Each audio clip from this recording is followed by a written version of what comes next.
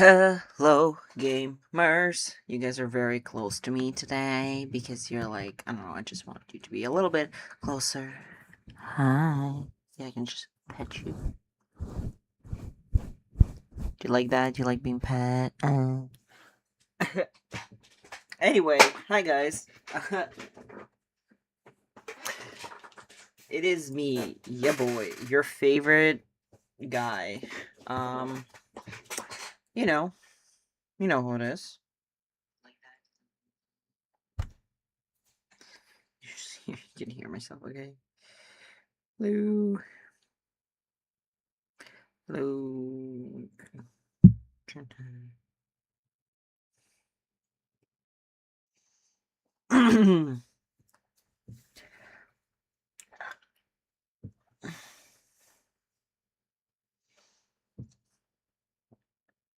Anyway, how are you guys doing? Uh, Today we are doing something that's just like a little bit different, with our stream. And that is, give me a second, I'm just gonna, today we are doing something that's just like, so yeah, sorry. Ugh, I'm so tired. I'm so tired. Copy. Yeah, no, we are doing something a little bit different with our stream today. We are taking up my second passion, and that passion is essay writing. I fucking love essay writing. I think essay writing is the goat when it comes to like just media. Me, son of a bitch, come on. No, it's sorry. This thing is like pissing me off.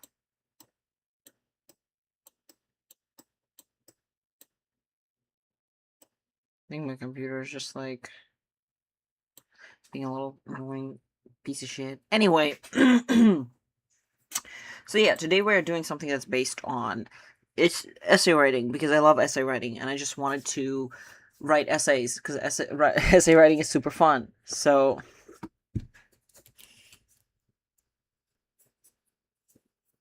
that's what we're doing today. We are, you know, dedicating this to writing cool, sexy, fun essays.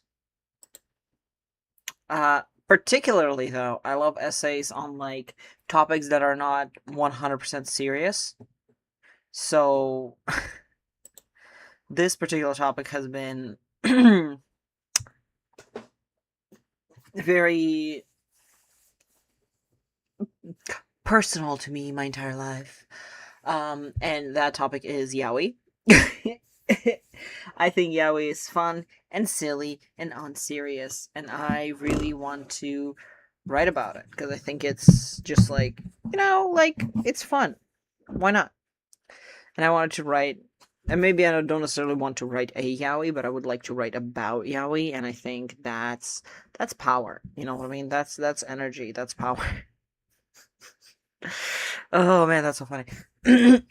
Anyway, so sorry, I like fully clear my throat into the microphone. Gross, gross, gross, gross, gross. Anyway, so yeah, that's kind of what we're doing right now, and what we're gonna be doing this stream. And let me just put my thing onto live scene. Here it is. So I have a bunch of things written for the essay already. Because, and it's shaping up to be kind of a monster, because I'm not even a little bit done with it. But it's like, there's already 6 pages, and like, and I'm not even a little done with it. So, whoop-de-whoop. I guess we're doing essay writing. Okay, so, shut up. Anyway, essay writing. So, yes. So the essay is called On the Topic of Yaoi. I'm gonna start with. Where's mine?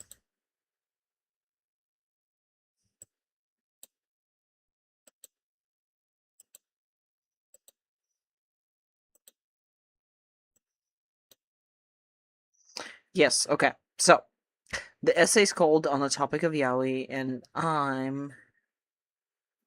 Oh, sorry. And I'm gonna read what I have to for now. I'll definitely edit a bunch of it, but nevertheless, on the topic of yaoi, an essay by yours truly. I want to preface this shebang with an acknowledgement that I do not consume yaoi for sexual satisfaction. To me, it's an art, and I will treat it as such. It is such a peculiar genre, for no other genre will render a penis so gingerly and with care. No other genre will exaggerate it to the size of a semi's elbow either, but that's not the point.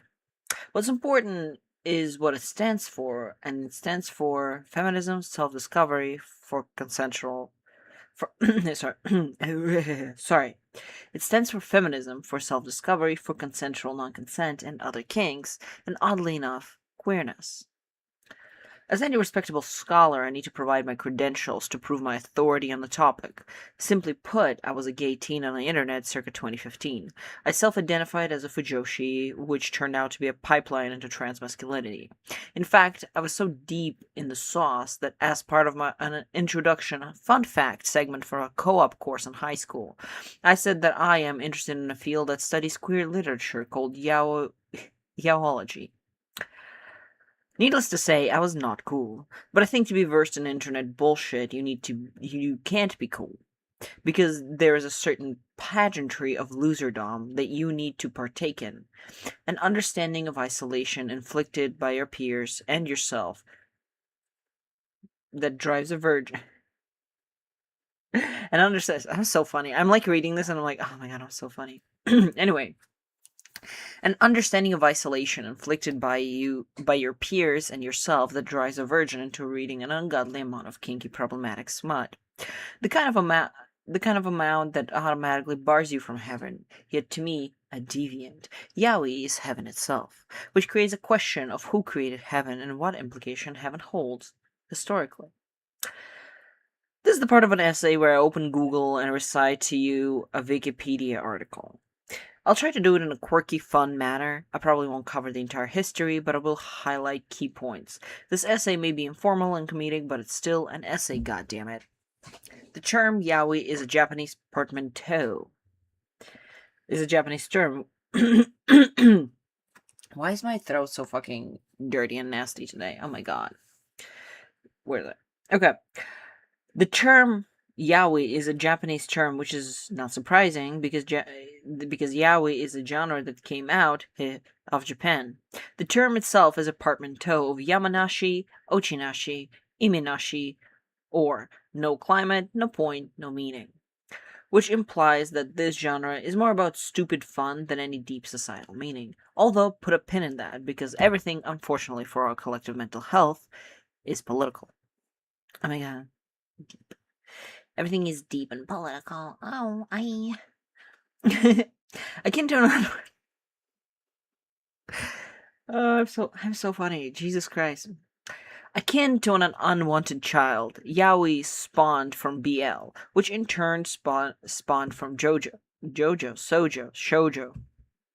I'm gonna jump off this fucking building right now. Okay.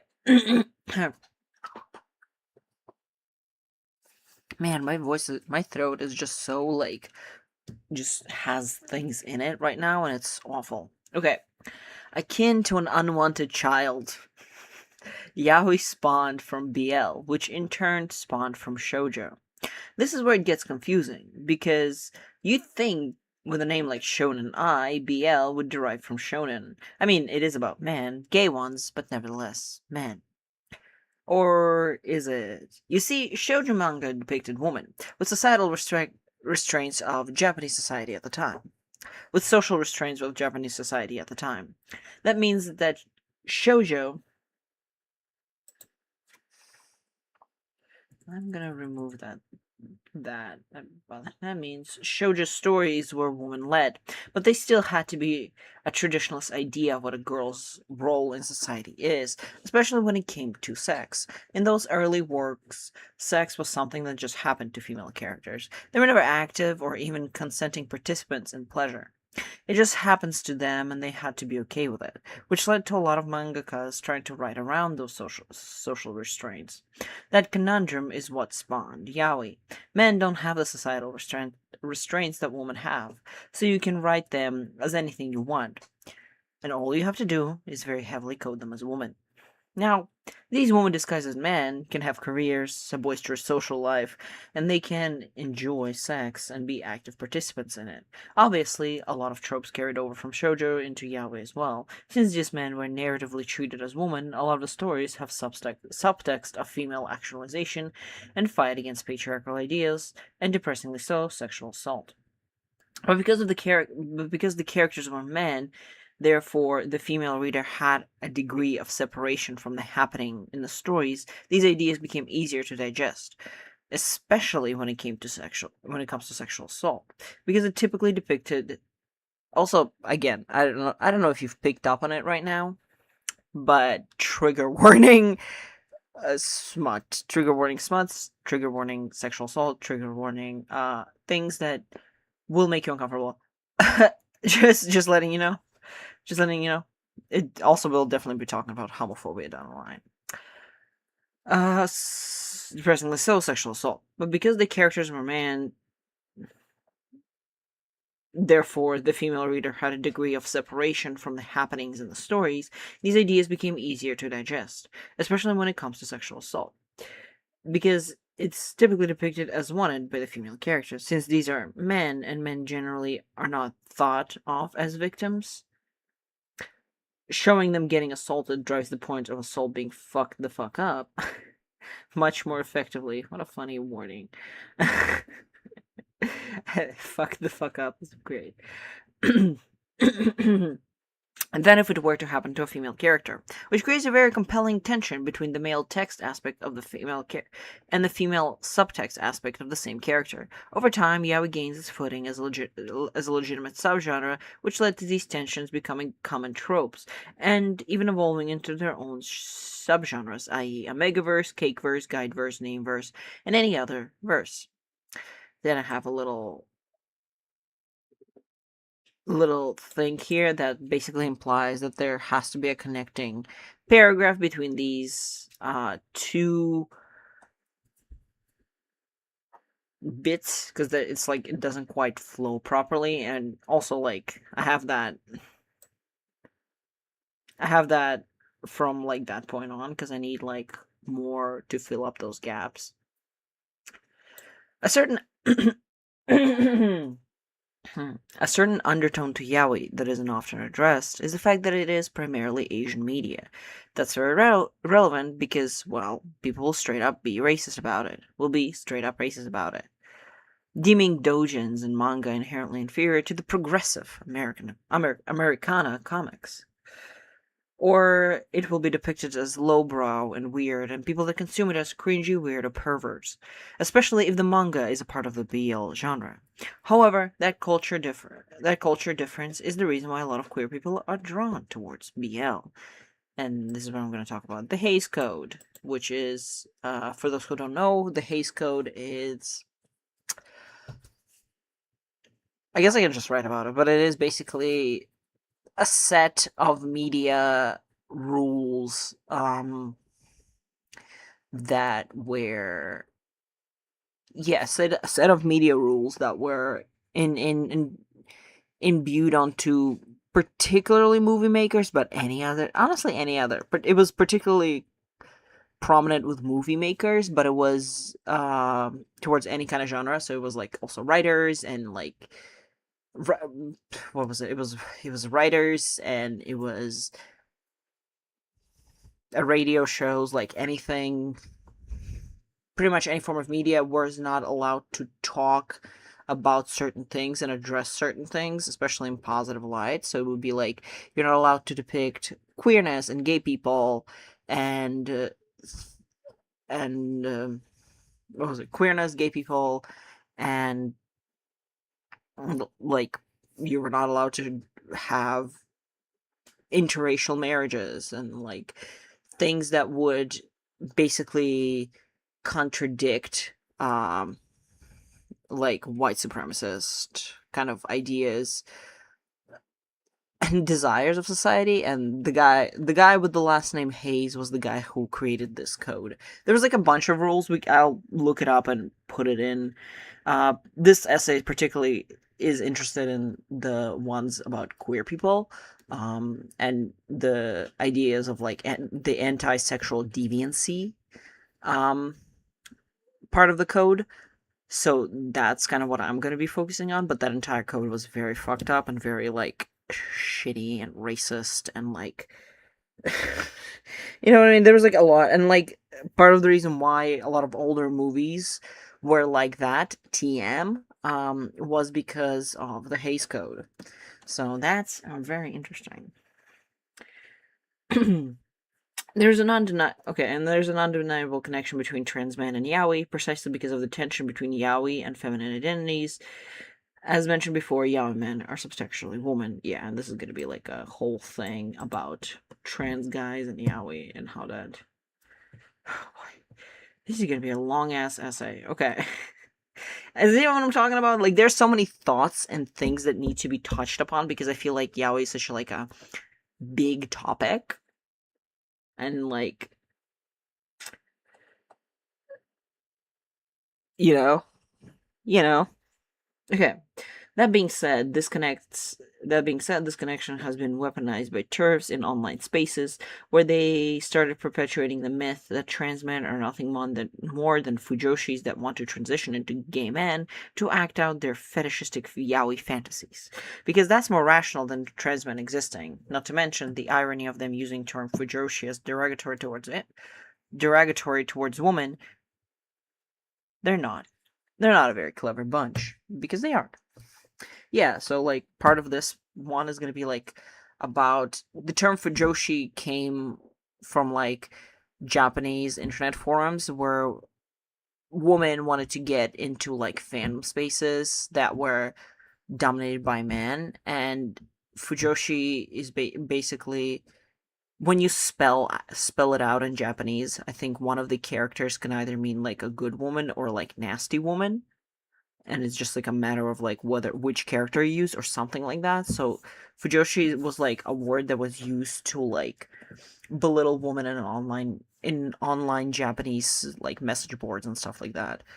So very often they would be like, "Oh, you're like a gross woman, you're a nasty woman, you're a dirty woman," for like being into these in these like spaces with men, right? And then what happened, as it always does, the woman were like, actually, that's a dope term, and I'm gonna embrace it. And then that became like bastardized and turned into a word meaning like a woman that's into like BL particularly. I think in the English language understanding of that word, it is specifically about BL. I don't know if Japanese still uses it as like a it's basically an incel term in Japanese that was turned into like an actual identity and embraced by people kind of deal, which I think is pretty fucking sick. Okay, um, there we go. Okay, let's continue. Now, the term yaoi has been thrown around a lot in recent years. People see a gay ship or pairing on some Netflix show and deem it a yaoi, mostly for comedic effect, but nevertheless, that's not yaoi. A simple rundown of what is not yaoi is in order. Yaoi is. A simple rundown of what is not yaoi is. What the fuck does this. Is yaoi and not. But nevertheless, that's not yaoi. A simple man of what is yaoi and isn't yaoi.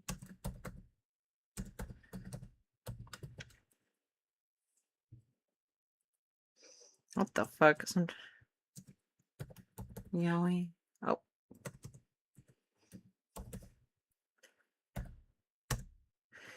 In no particular order.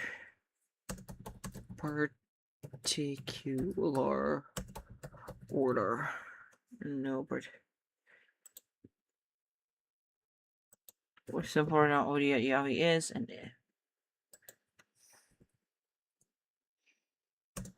let's do what Yaoi is and isn't in no particular order. There you go. Particular order. Yeah, okay, there you go.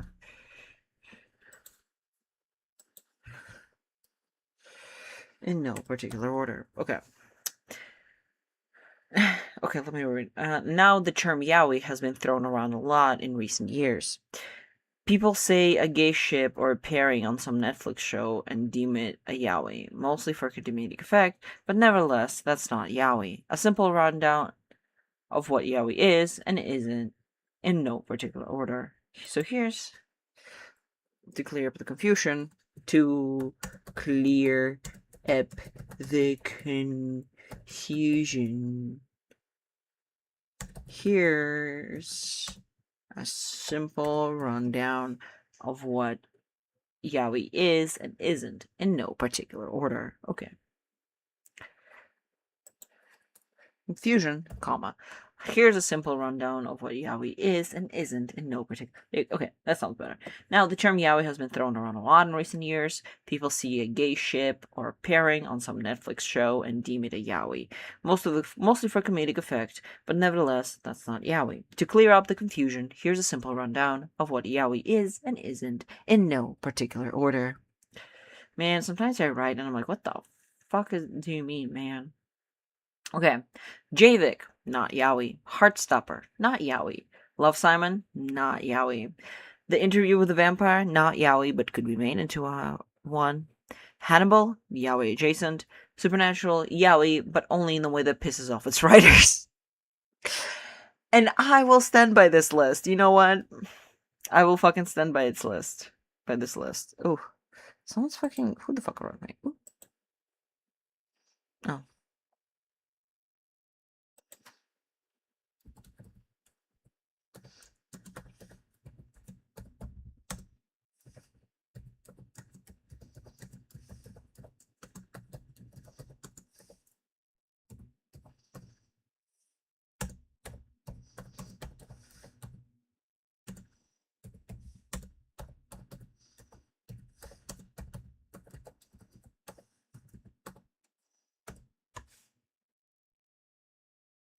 Okay.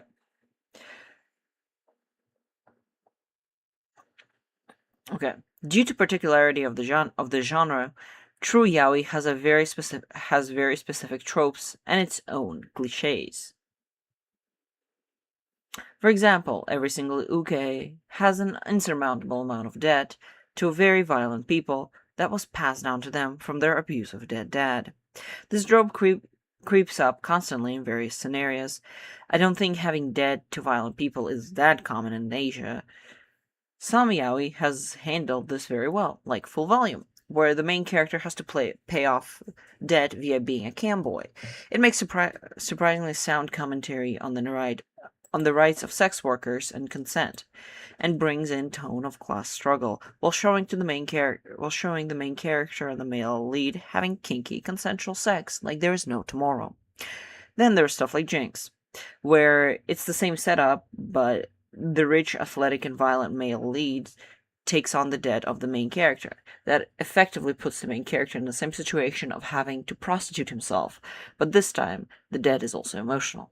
The male lead saved the main character from his previous abusers, after all.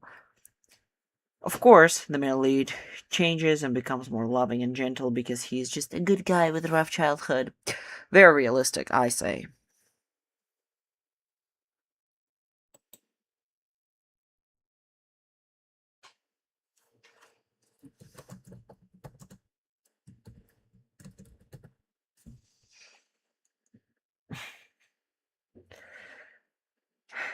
Yeah, very realistic, I say. Yeah, and I just kind of want to continue with like adding tropes and kind of like discussing tropes that I find very common. Um, I think we also need to definitely discuss a megaverse. A megaverse. Just a little down the line. Okay, because I feel like it's, good. Okay. I've been drinking. Dunking. Why is it dunking? I've been dunking on Heartstopper this entire essay. That doesn't mean I necessarily hate it. It is absolutely a low-hanging fruit, with its sexless queerness that is palatable to conservative allies. That being said, if it helped one queer teen accept themselves, then it did some good in the world. The problem with Heartstopper arises to me where it is elevated as a pinnacle of the accurate gay representation.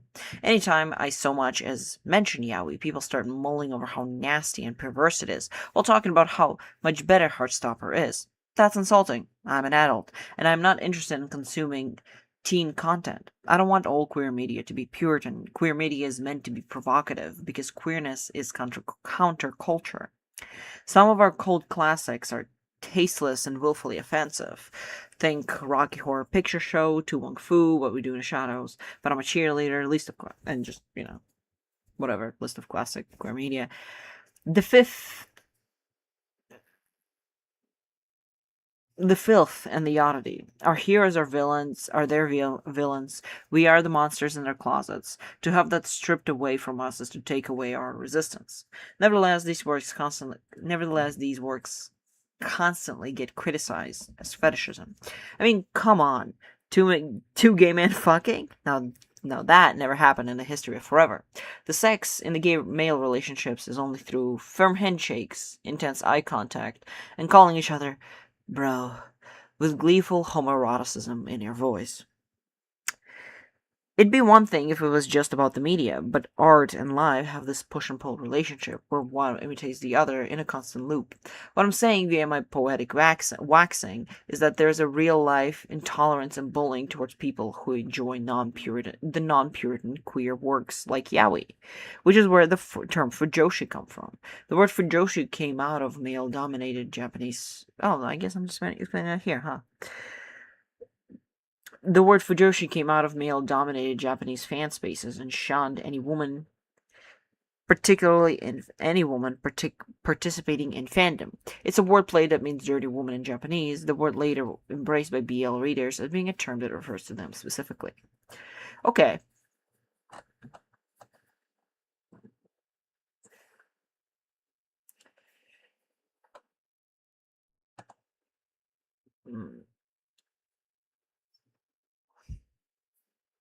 Okay. Okay, I think this...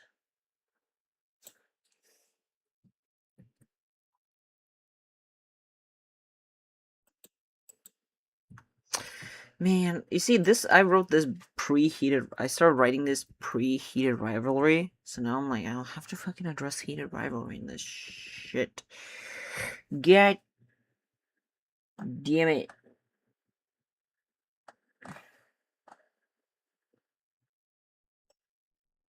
Not a very clever bunch.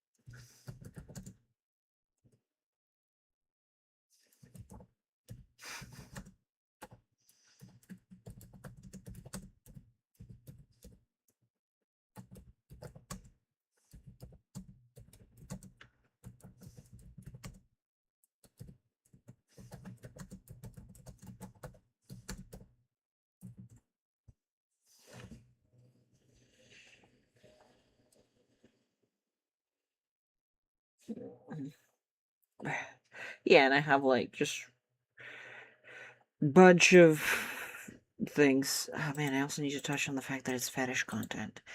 Ooh, that's very important. I think I need to add to this list. Kinda. Heated rivalry.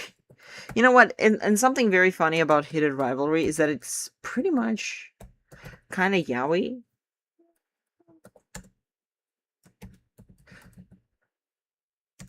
because it very much follows.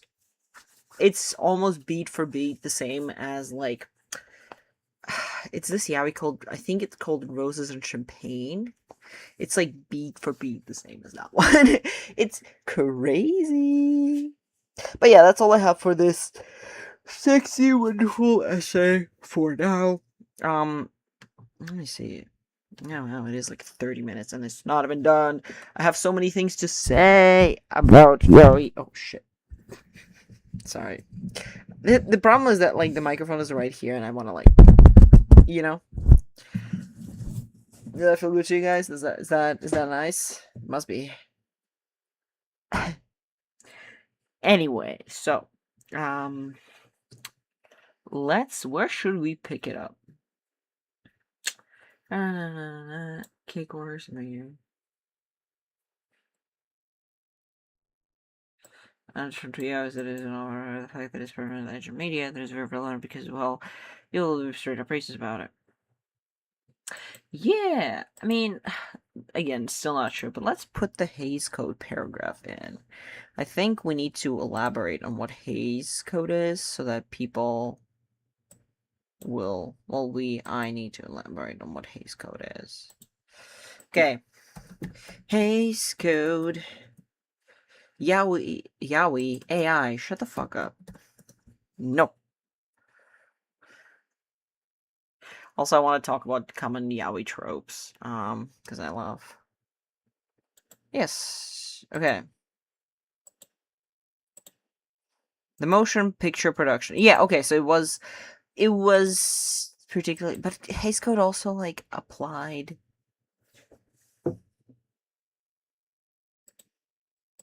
Shut up.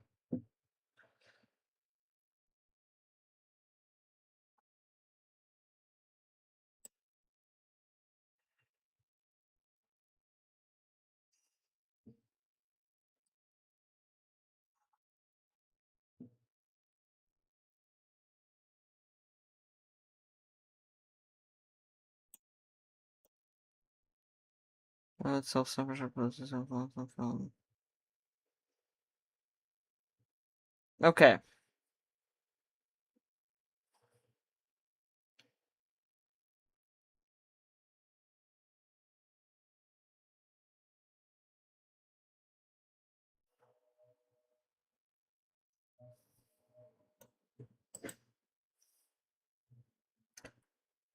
General principles. Yep.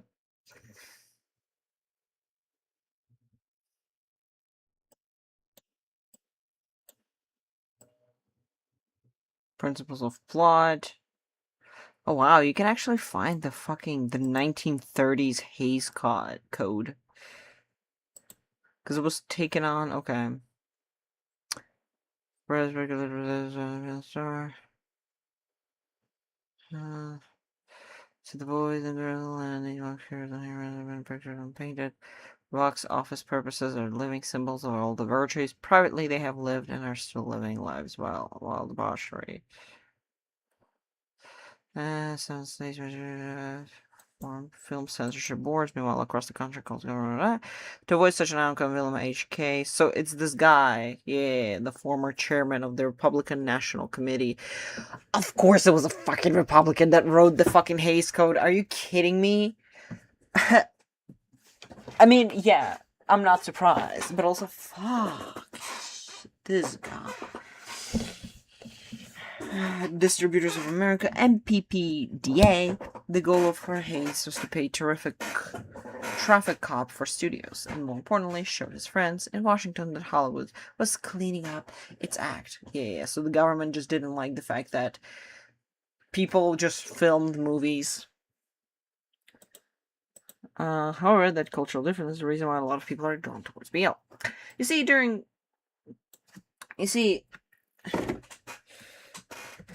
at the dawn of cinematography, at the dawn of cinematography,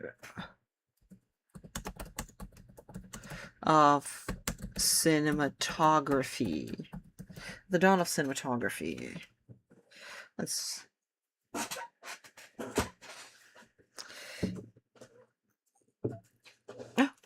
My Don't look at my Madonna cinematography. People were Madonna cinematography. People were allowed to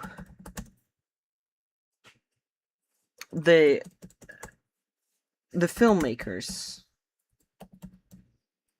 I guess it has two M's. The filmmakers would create without any restriction.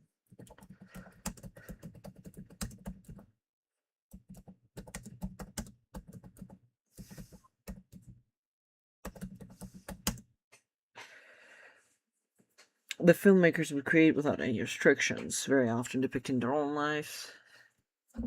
Let me see. Syphilis. Hays code.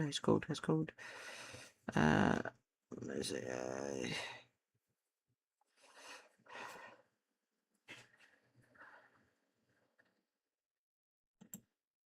Yeah, 19.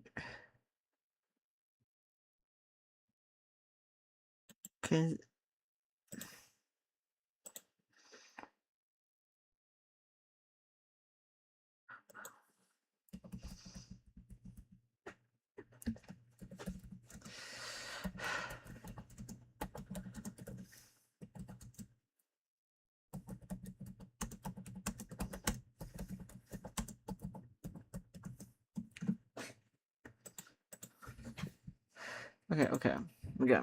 Okay. Just pulling up a bunch of articles. You can find the actual Hays code. That's crazy. Okay, yes, this is also curious. What is the dawn of cinematography?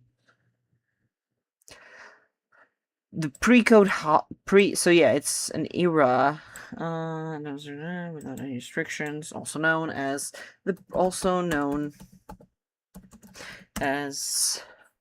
pre-code Hollywood.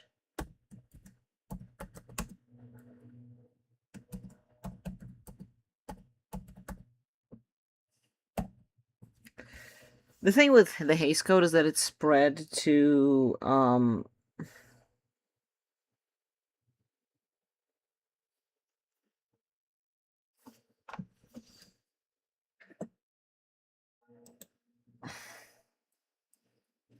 I'm gonna just kind of separate these a little bit because I feel like there's much other things to be added to the thing.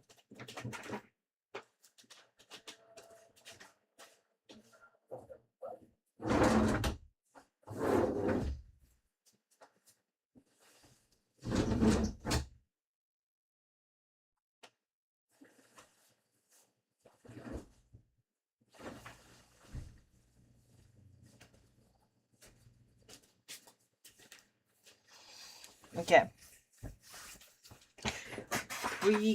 Pre-code. Don't piss me off. Dojins. The word dojin is not in American. I like how it like underlined it as it's wrong, but I'm like, what dojin she?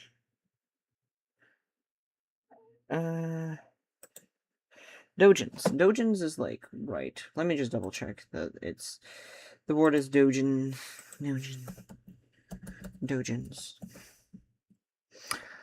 Shut up. Naming dojins and manga. Dojinshi. Yeah, dojin. Yeah, dojin. Oh, it's with a U. Fuck. Dojin.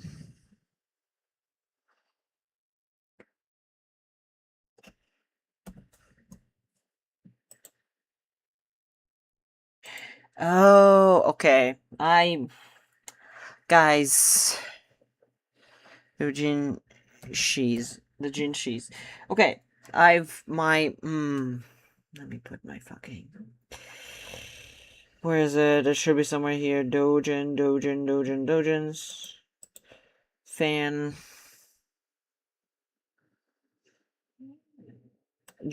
Japanese fan. Japanese fan.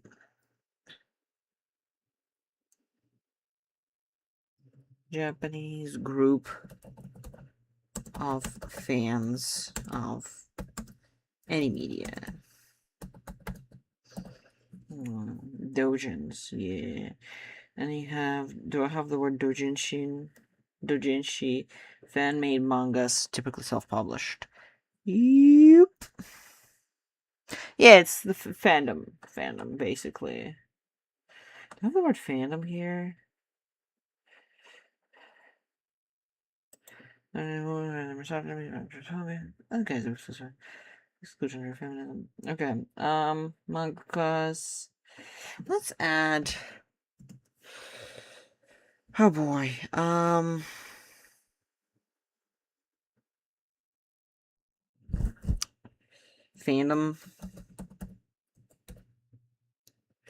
Fandom.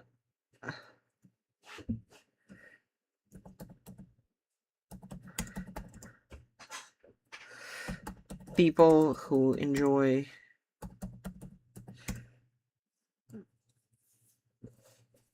There are people who enjoy a piece of media. A community of people actually is better, not necessarily a group. What if it's a community of people?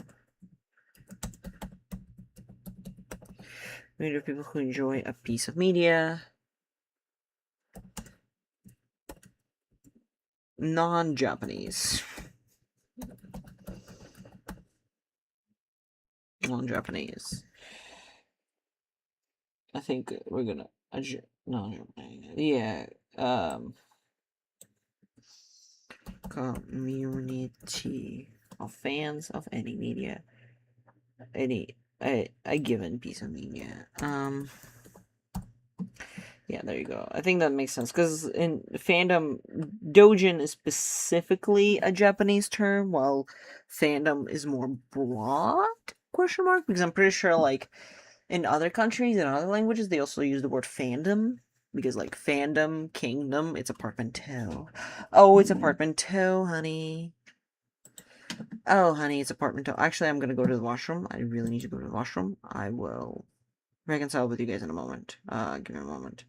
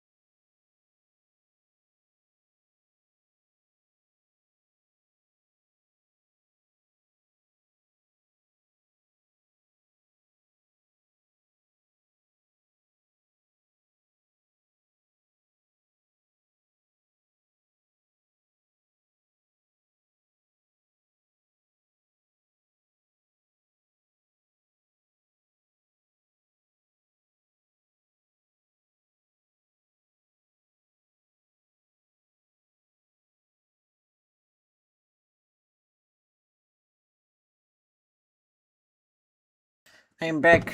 Hello, hello, hello. Sorry, I just really need to go to the bathroom, okay?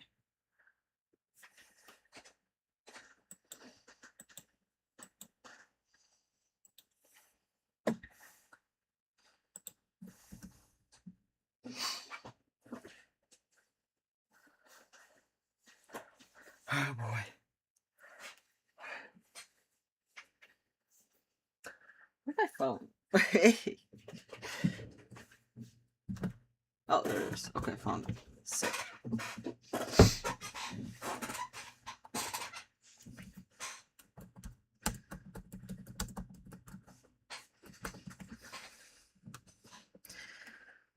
Okay, so.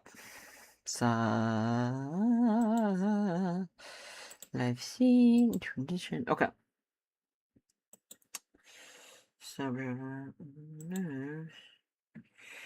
Subgenres. New. Glossary. Yeah, it's a glossary. You need a glossary for essays, okay? Okay, so Hays Code paragraph. Okay, where am I put that? Dojin. I like how I turned on safe search as soon as I looked up Dojin. So, let's pull up our information. Pre-code Hollywood was an era of American film industry that occurred between the widespread adoption of sound and film in the late 1920s and the enforcement of the motion picture code censorship guidelines. Occurred between so it was between the sound becoming a thing in movies and motion picture production and the Hays Code becoming part of the censorship thing. Okay, in the 1934. So it was 1934. Established in 1934. Abolished in 1934. And America is still fucking reeling from the goddamn Hays Code. Ugh.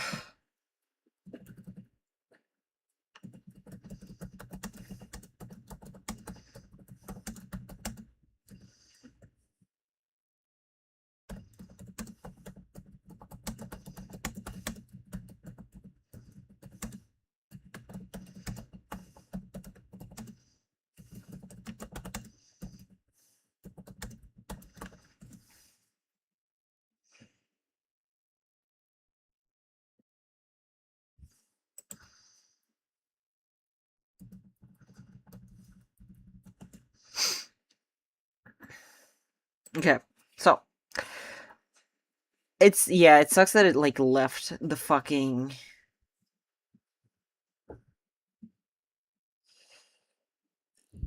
oh my god.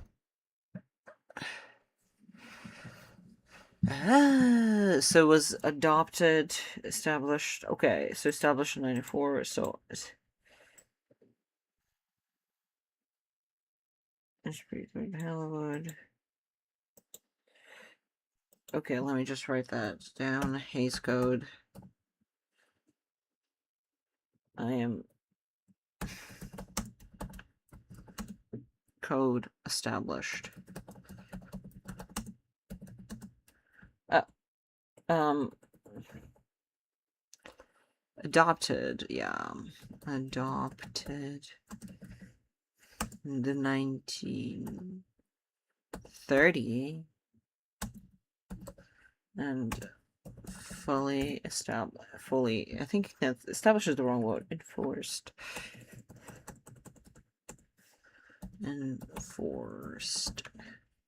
in 1934. Yeah, because established implies that it was like one and done, but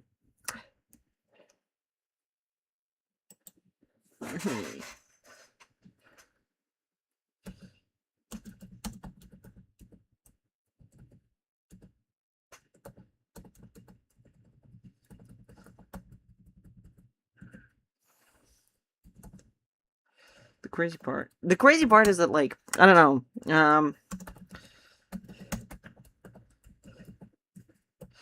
is that a lot of like the kind of this idea of the Hays Code is very much back in fashion after the 19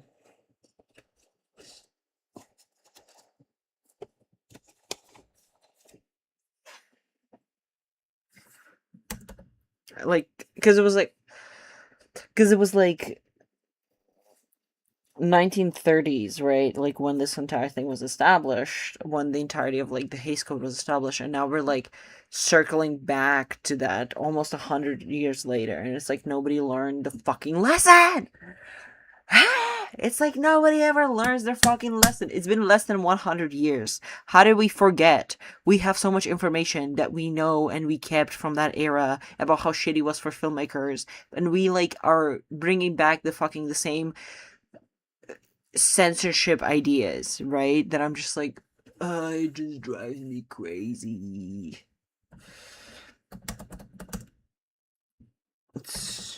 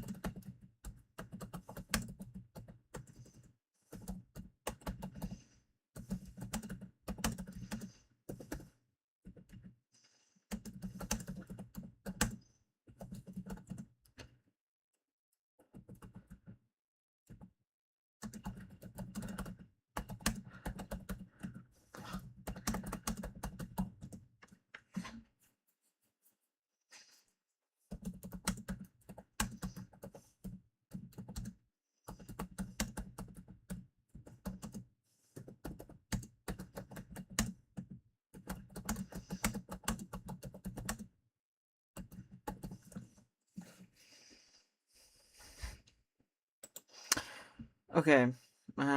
Okay. Although the Hays Code was adopted in 1930, oversight was poor, and it did not become rigorously enforced until July 1st, 1934, literally after Pride. Crazy. I know there was no Pride in 1934, but it's very funny. There was like exactly right after. I'm like, that's exactly how corporations work right now, too. The establishment of the Production Code Administration before the date, film content was restricted more to local laws negotiation between the Studio Relation Committee (SRC) and the major studios and popular opinion than by strict adherence to Hays Code, which was often ignored by Hollywood filmmakers and honestly good. There's also some film from the late 20s and early 30s depicted or implied sexual innuendo, romantic and sexual relationships between white and black people.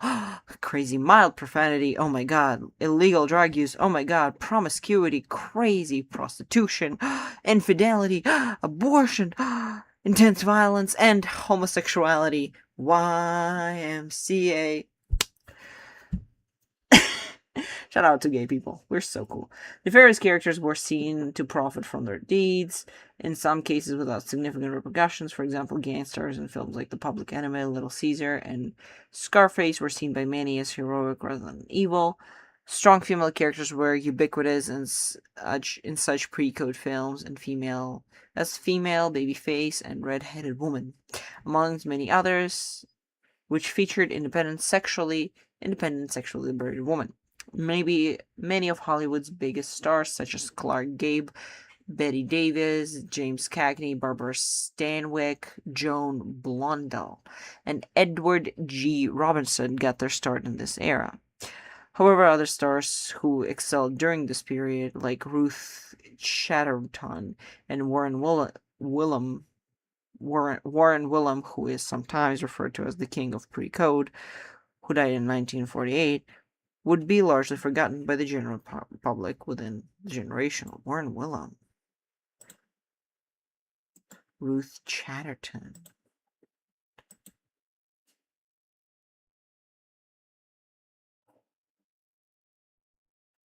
Yeah, so they had like basically this. I don't know. Something about looking back at like old movies and seeing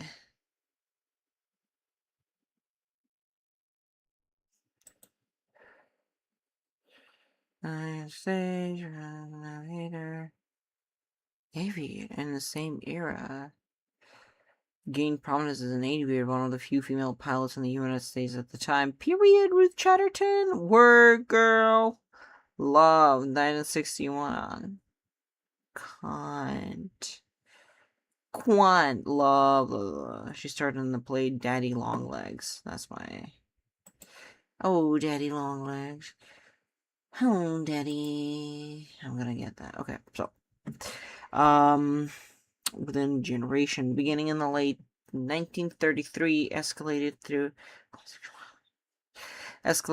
the first half of 1934, American Catholics launched a campaign against what they deemed the immorality of the American cinema. Known as the Legion of Decency. That's fucking formerly the National Legion of Decency. Okay, bitch. Hate them. The campaign exerted intense pressure on the studio system to adopt the strict enforcement of the production code in July 1934. This, along with potential government takeover of film censorship and social research, seeming to indicate that movies were seen to be immoral, could promote bad behavior, was enough pressure to force the studio to capitulate to greater oversight. Origins of Code, 1915 to 1930s. Earliest attempts of the code, 1922. After some risque film and a series of off-screen scandals involving Hollywood stars, the studios established the studios enlisted Presbyterian elder. Okay, what the fuck is a Presbyterian? Is a method of church governance typified by the rule of a semblance of presbytes or elders. Each local church is governed by a body of elected elders, such as elders usually called the session, though other terms such as church board may apply. Group of local church. Oh, okay, so it's like is a method. So it's just like people who control. Why the fuck would you involve the church into cinema? Is the thing. It's like that. Those two things have nothing to do with each other. To rehabilitate Hollywood's image, Hayes later nicknamed the motion picture Tsar.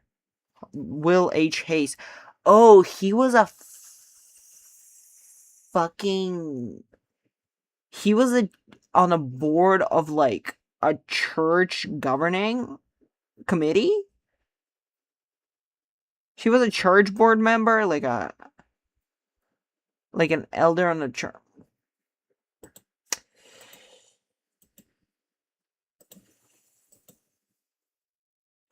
Okay.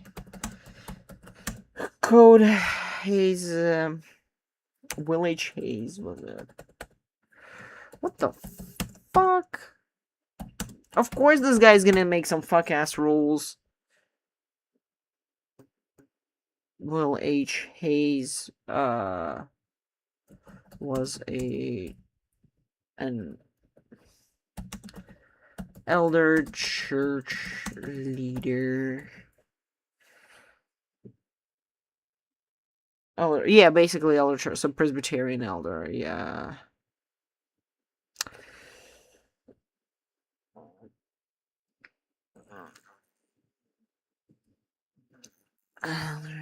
Presbyterian. I do like the word Presbyterian. Presbyterian. Elder Presbyterian. Nothing.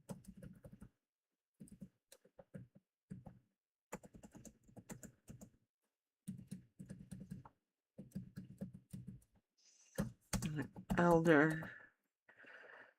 Will H. Hayes was a Presbyterian elder who was hired to rehabilitate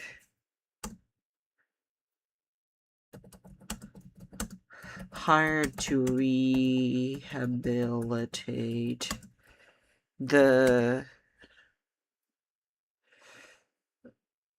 scandalous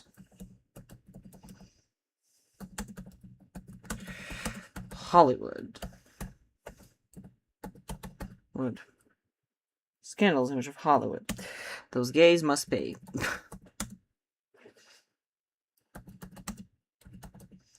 Must pay. Those gays must pay for existing. The humanity. Oh, the humanity. Oh, the humanity. The crazy part is like, of course this guy's gonna be the, like, a weird church leader who just, like, wants to take control of everything. And he was paid for, sure, for a handsome...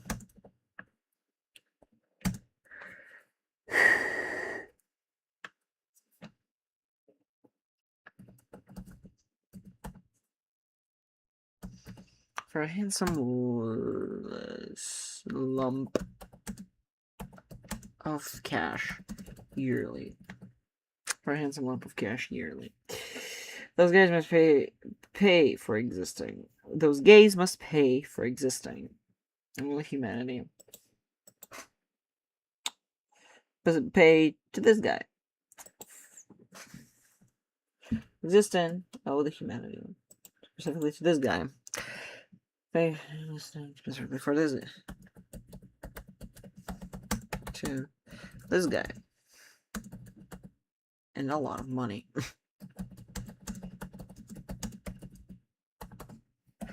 And a lot of money. Specifically this guy, and a lot of money. Okay.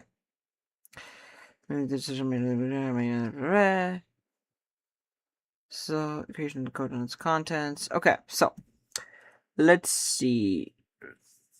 Legal of decency. General principle that mostly. First one is a set of general principles that mostly concern morality. It's so funny because, like, for the modern, it's so funny because a lot of the stuff that they describe as, like, scandalous for the modern viewer is very, like, who gives a shit, you know what I mean? The code was divided into two parts. The first set of general principles that mostly concern morality. The second was a set of particular applications. An existing list of items that cannot be depicted. Some restrictions, such as the ban of homosexuality or the use of specific curse words, were never directly mentioned, but were assumed to be understood within the clear demarcation. Miscegenation, the mixing of races, was forbidden. Of course. Miscegenation. Man, yeah, exactly what it is. They suck.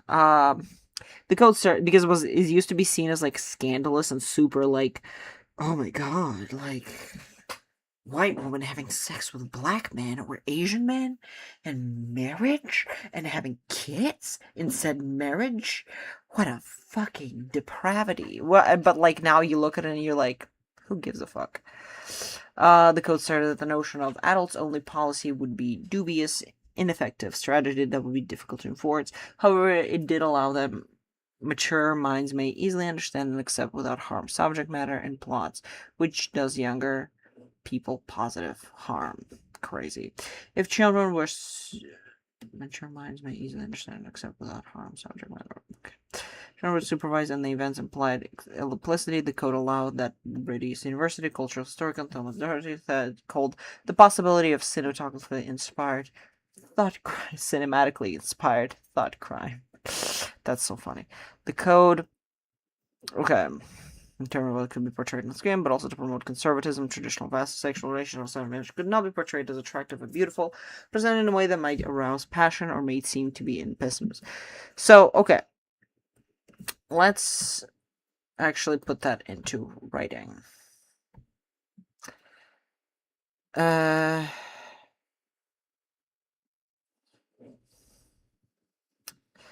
White and black people. I'm sure the example needed. I don't need any example. I understand what that means. Implied sexual innuendo.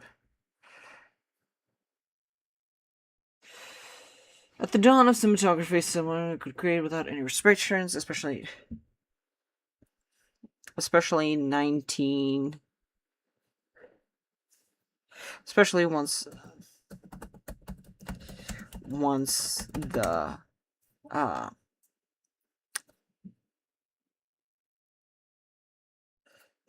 sound in film became a permanent fixture.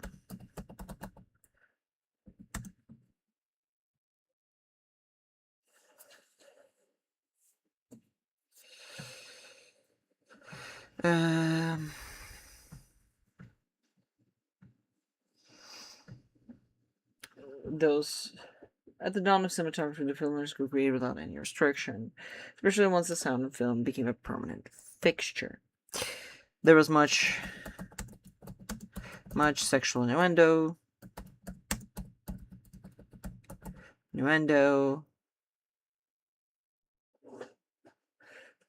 woman who had rights.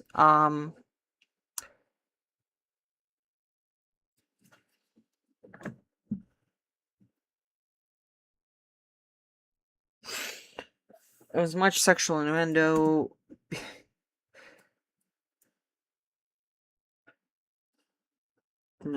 Sex between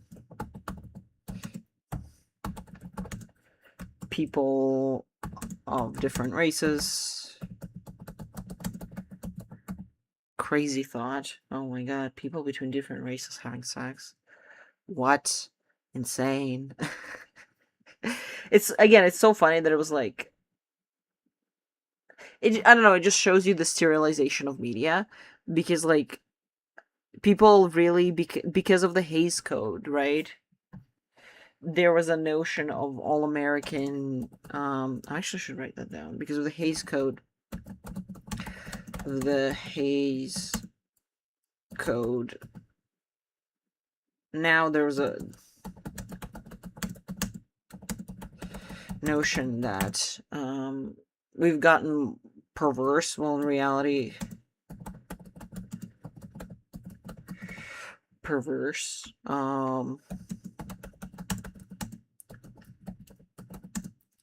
We were always this way.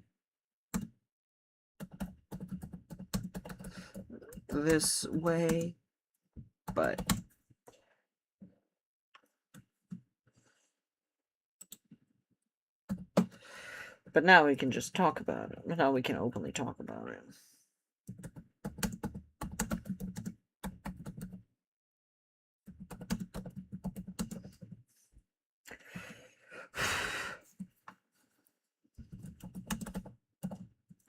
About it. Okay. At the dawn of cinematography, the filmmakers would create without any restrictions, especially once the sound of film became a permanent fixture. There was much sexual innuendo, sex between people of different races, women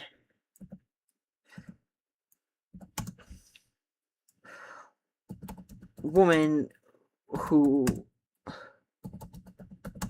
would be sexual, passionate, and self-reliant. Sexual, passionate, and self-reliant. People did drugs. Self-reliant. People doing drugs. A lot of violence.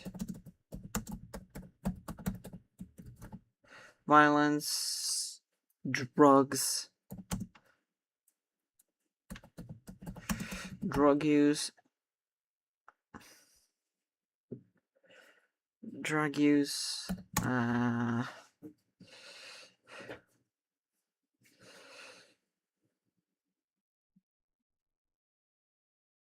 Structure liquor.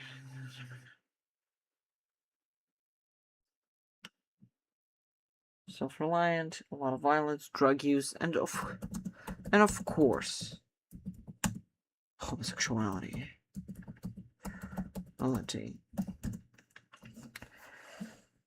Sexual would be sexual,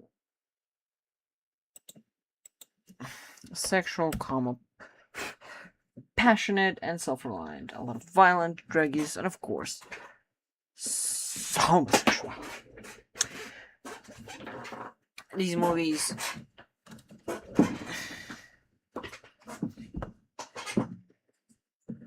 let's see. A secretary turned prostitute and safe in hell. Oh my god.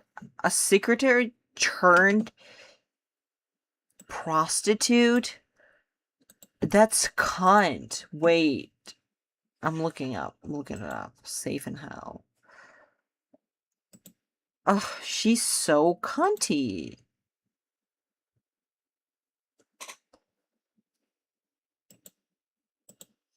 She is so cunty.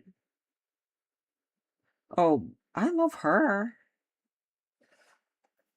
Like, I need actually, you know what? Now I want to like look into like a list of pre-Hays Code films because now I like genuinely want to watch a bunch of them just to be like to spit at the grave of that of Will H. Hayes.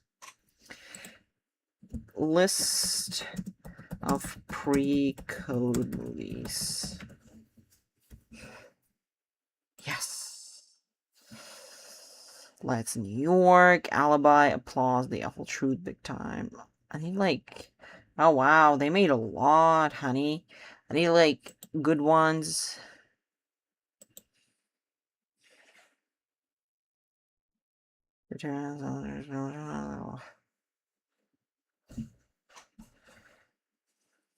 Scarface, Little Caesar, etc. The Gold Diggers of 1933. Oh,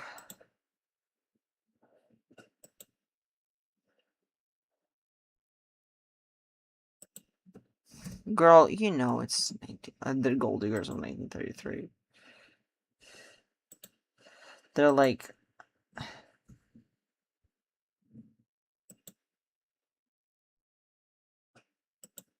beautiful, like sexual woman. I love that. Oh, I love that. That's so fabulous. Safe in hell? Oh my god. Did she like kiss man?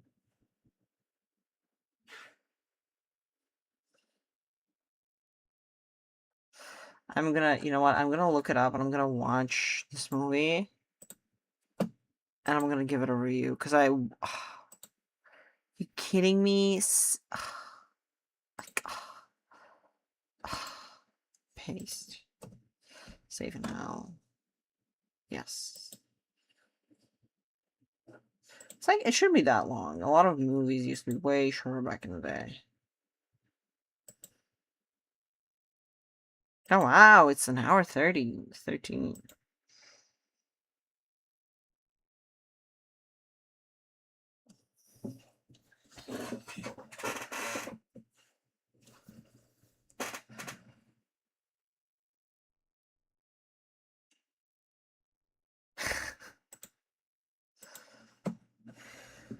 Okay, I'm gonna watch this film and come back to you guys with a review because I do really want to know. Because it's so cunt. I'm like a little bit obsessed with that. Actually, that's so cunty. Um. Okay, drug use and of course homosexuality. Drug use would be sexual, passionate, and self-reliant. A lot of violence, drug use, and of course homosexual. Oh, my computer is hot. So you know why? It's because I'm fucking running the stream on my little PC. I'm sorry, girl, but you gotta work. You gotta work a little bit. Oh my god. Homosexuality. They're much sexual, passionate, and self-reliant. A lot of violence, drug use, and of course, homosexuality. To me, that's fucking sick. That's sick. That's sick as fuck. That's sick as fuck. To me, that's awesome. Awesome.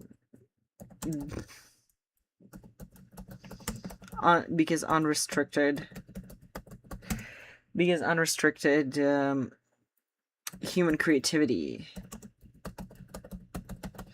is incredible.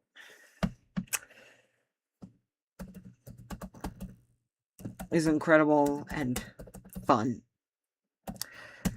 Not everyone shared my love, though.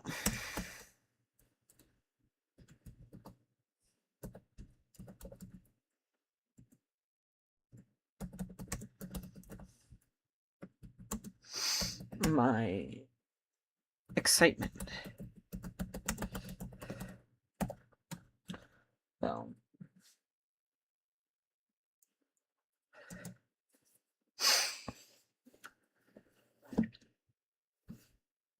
sex film alone, beginning of the code, effects of the code. Oh yeah, the effects of the code is very important. Yeah, well, because, like, the code... Educational restricted business manager.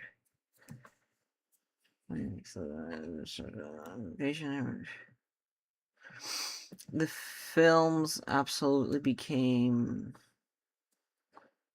Yeah, but also, like... Which was, like, the main... Yeah. But also, I'm pretty sure it went into other forms of media, this code. Not just the film.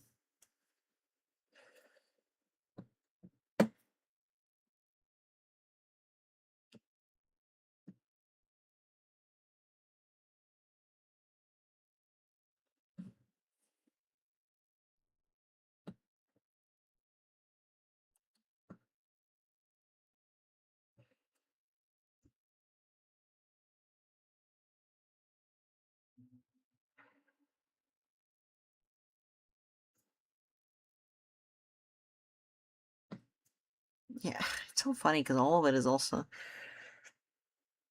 curbing excitement because think of the children. And the crowd that really wanted to think of the children, I like that. And the crowd that always thought of the children, not the gay ones, no. And the crowd that always thought of the children.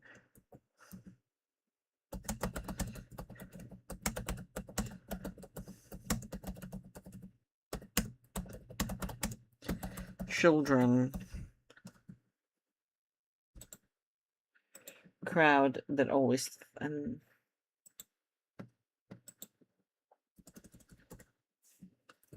that always thought of the children.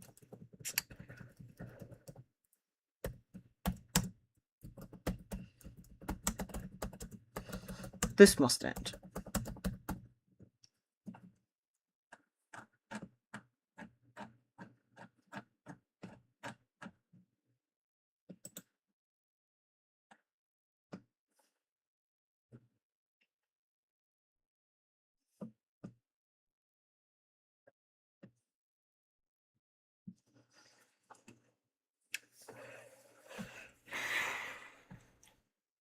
Decided that this must end.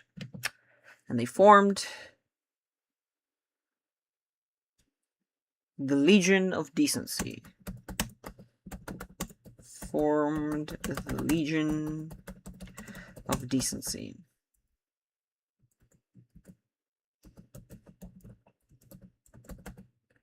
Decency. More like the Legion of Doom, if you ask me.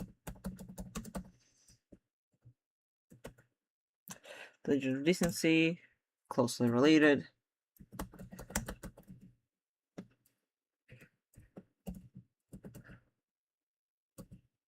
to the Legion of Doom. Doom. Or Doom, if you ask yours truly.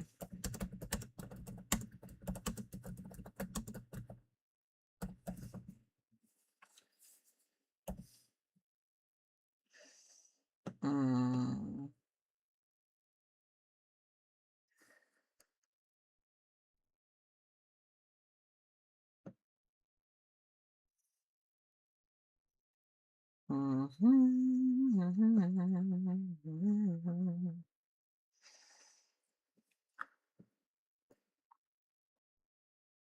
Uh,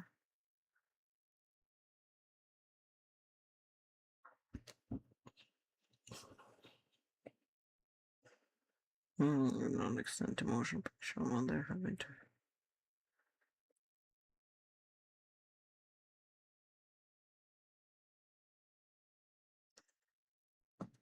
A little outcome of effort. Of course, little outcome of effort. If you ask, closely related to the Legion of Doom, if you ask, yours truly.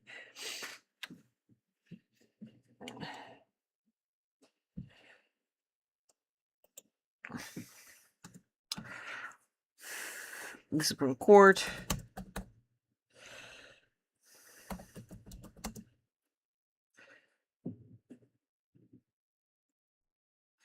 Okay.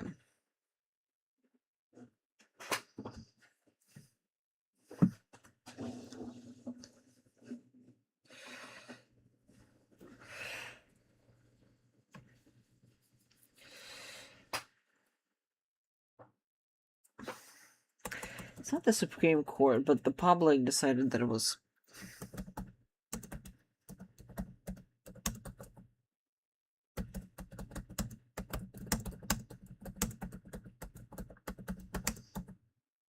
perverting young minds. Minds. The public decided that it was perverting young minds.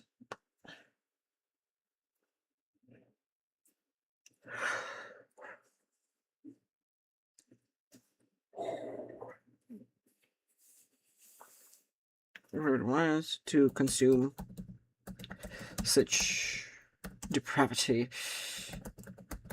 Pravity. And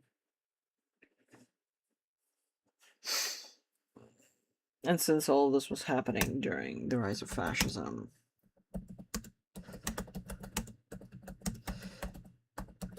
because everything comes back to fucking fascism, during the rise of fascism in schism in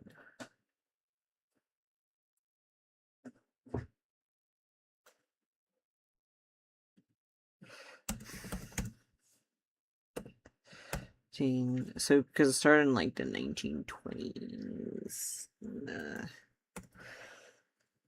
late 1920s. The Supreme Court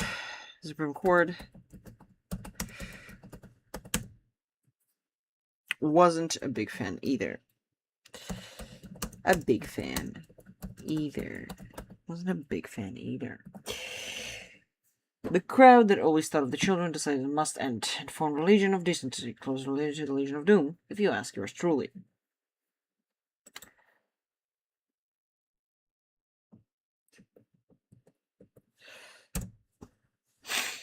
Yeah,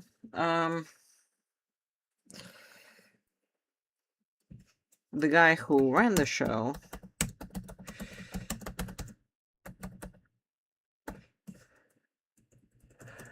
was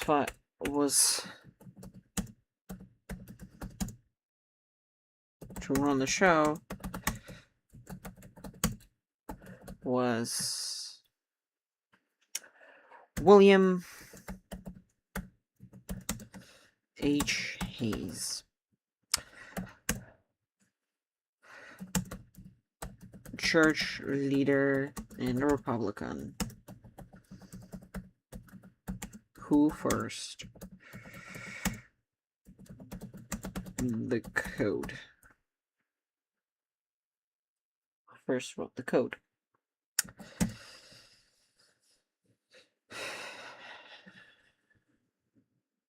The general principles were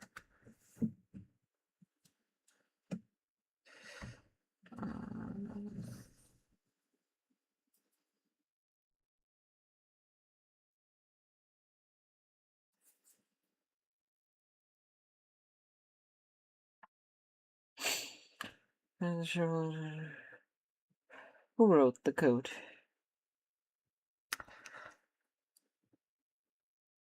The general principles were about the morality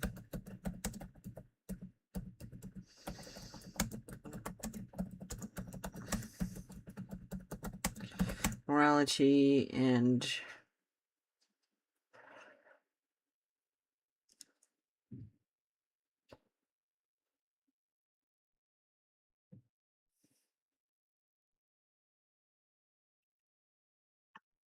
morality and promoting good all-American values. All about morality and promoting good all-American values. Read conservative. White supremacist. Ideas.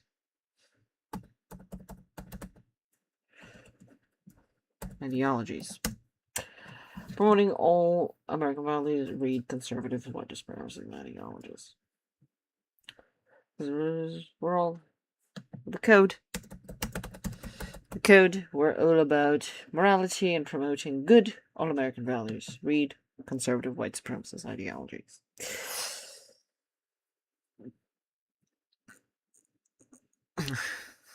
Thomas Doherty. Love King. Love that. That's great.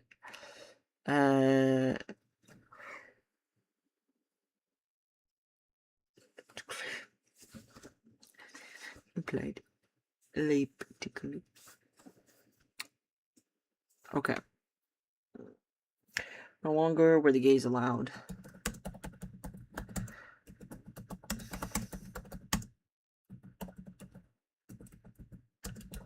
To gay. No longer were the gays allowed to gay.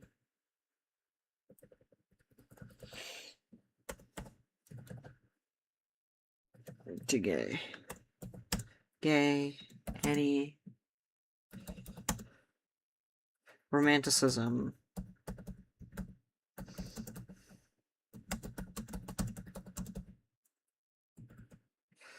Limited to hand holding.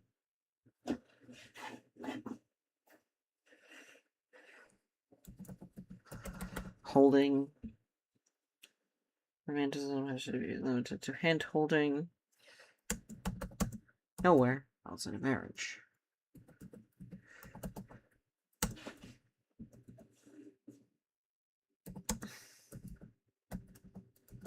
See, outside of marriage. Heterosexual white on white marriage. A slug, if you will. Simply put, a slog. Put. A slog. Simply put, a slog. Now,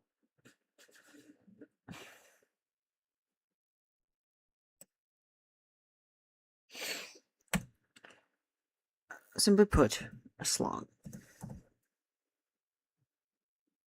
With the code.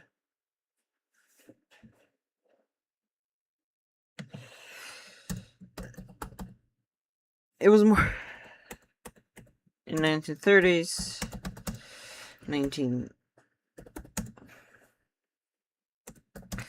it was more of a loose set of rules. Filmmakers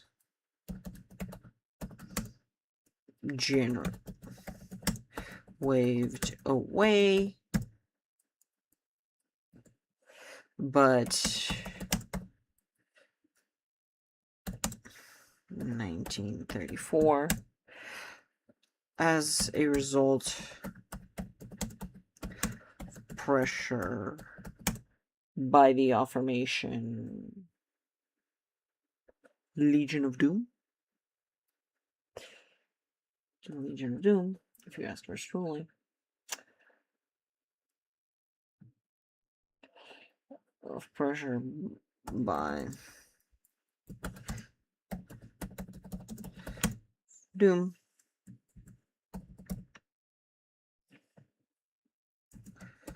Two sacks. Sexy stuff. The Legion of Doom.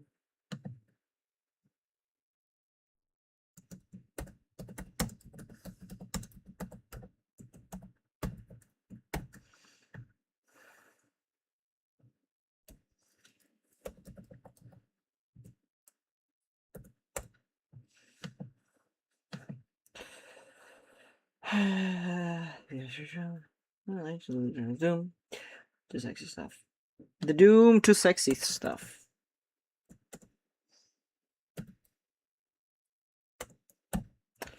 Sexy stuff. Legion of Doom. Legion of Doom to sexy stuff. But in 1934.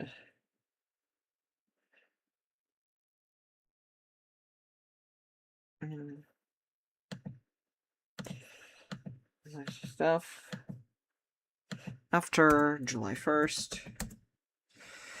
July 1st, which is very ironic.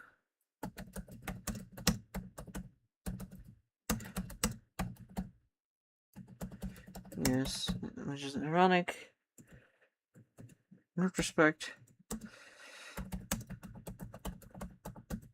Spect, which after July 1st, which is ironic in retrospect.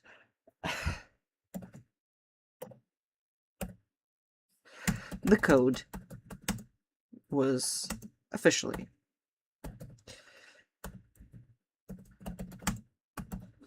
forced.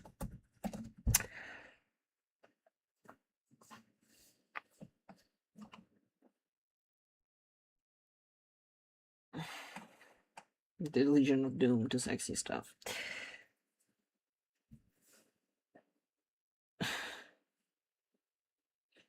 The Legion of Stick Up One's Ass. There is like a couple of jokes that I have. The Legion of like of Doom to sexy stuff. The Legion of having a stick up your ass.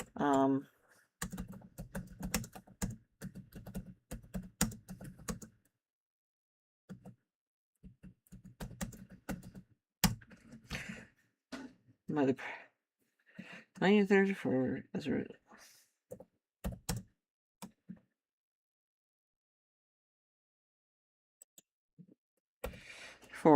as a result of pressure by the Legion of having a stick up your ass, after July 1st, which is ironic in retrospect, the code was officially enforced. The Legion of Doom.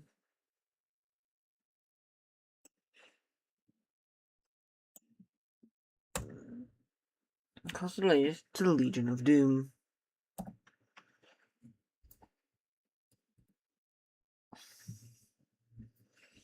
Doom. The guy who was hired to run. The fact that they're called the Legion of Decency is so fucking funny. It's just such a funny. Legion of Decency closely related to the Legion of Doom. The guy who was hired to run the show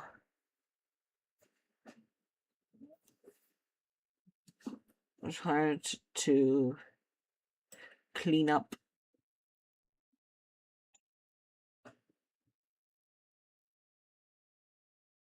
Doom. Decency. Legion of Decency to pressure the studios and the government.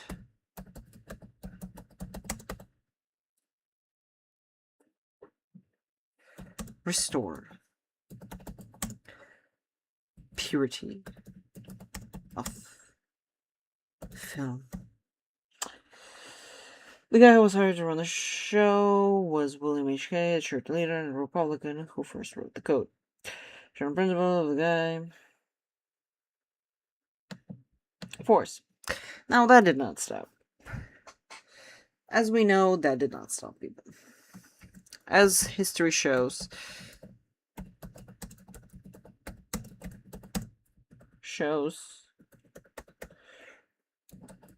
censorship doesn't stop.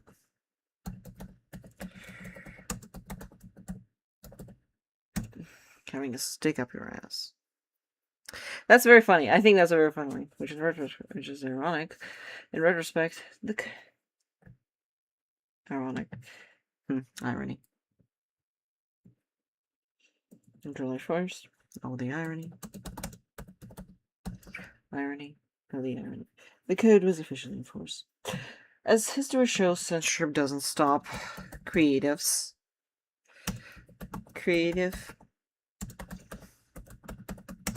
from creating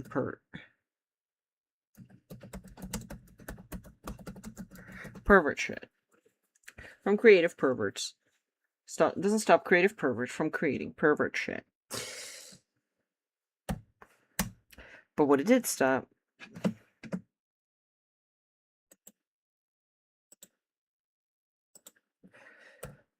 perverted media.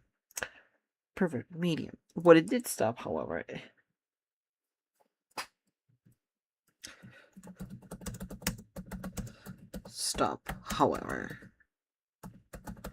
was...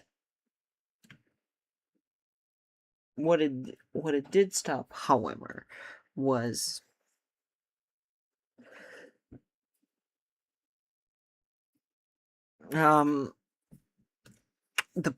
the popularization,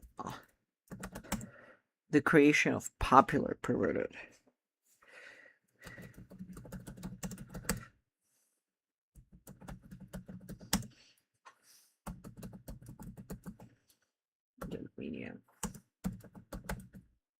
Media. Now it would be very hard to get anything that includes anything subversive.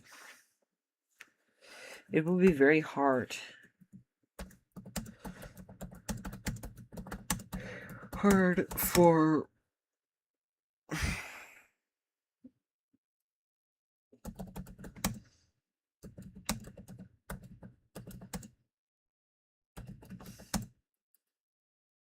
years, for more than 30 years actually. 30 years. It would be very hard for more than 30 years to find media about gay people. Gay people, or meeting.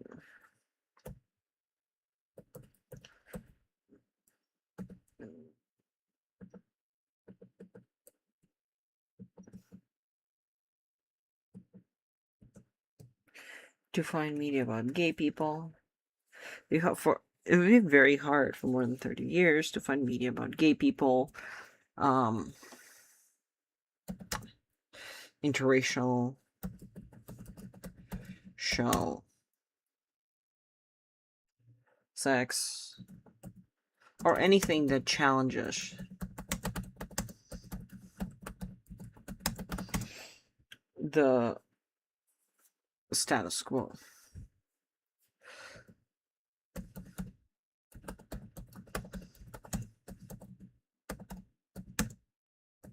Quote. Interracial sex or anything that challenges. It would be very hard for more than 30 years to find media about gay people, interracial sex, or anything that challenges the conservative status quo.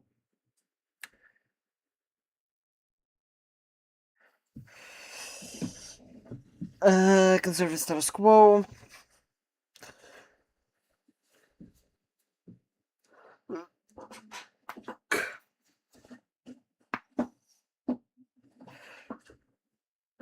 Conservative status quo.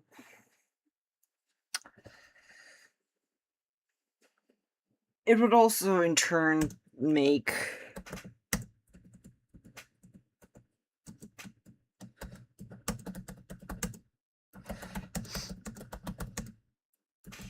Hollywood stars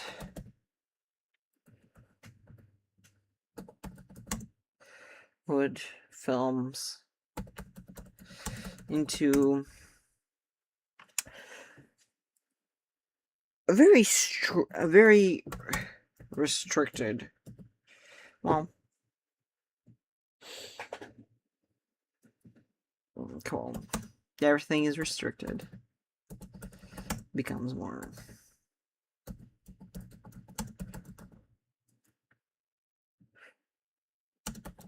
Puritan and restricted.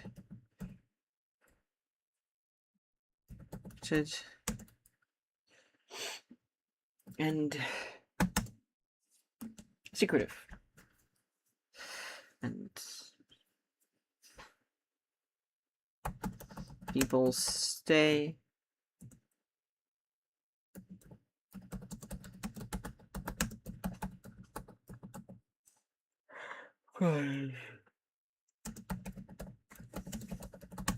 The fascists.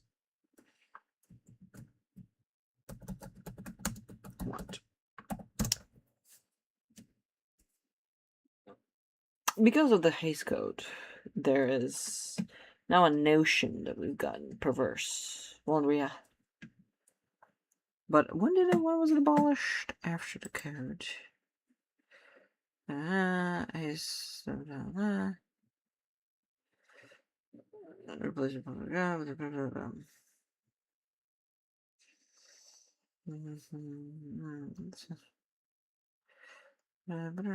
fact, the rating system. Yeah. Fashions the one until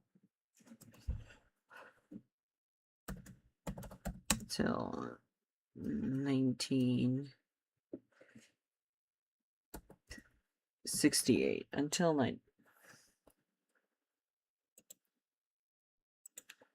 and after the death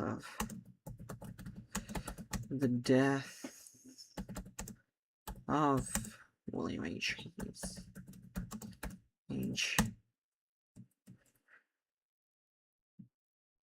Hayes until 1968. After the death of William H. Hayes and a bunch of guys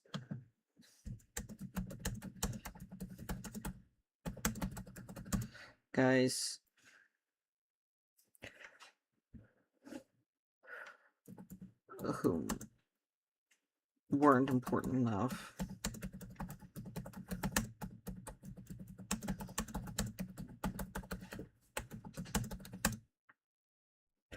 History, even as villains.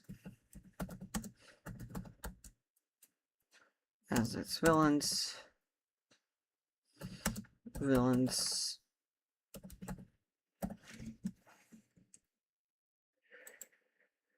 Whomstuff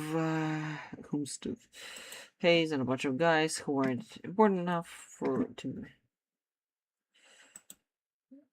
a bunch of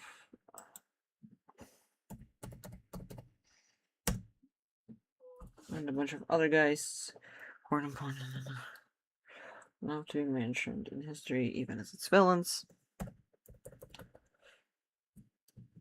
History, even as its villains. The code was abolished.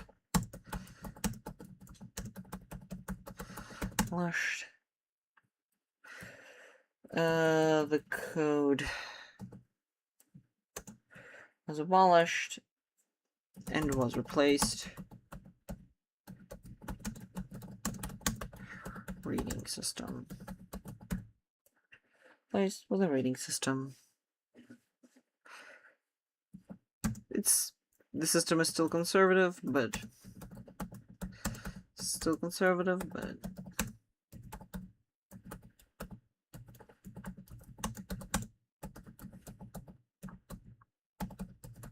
but now the freaks and the pervs. The freaks and the pervs can please in film.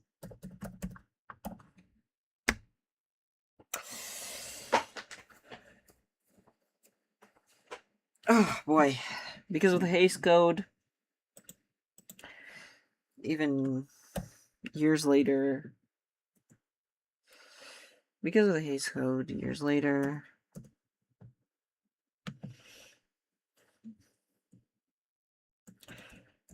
Hays Code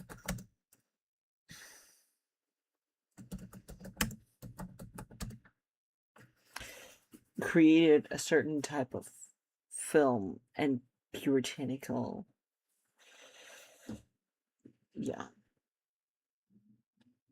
Have to be mentioned. History, even as its villains, the code was abolished. Rating system. The system is still conservative and restrictive, but now the freaks and the pervs can do what they please in film, for as long as it's rated G. As long as it's rated. Is it G? G. That's rated G. The Hays Code created a notion with its Puritanism, created a generation, sterile films, which planted the idea that people are much perverted now than they were ever. Not true. Wherever. I mean, they used to never had gays. I mean, they used to never have gays in their films.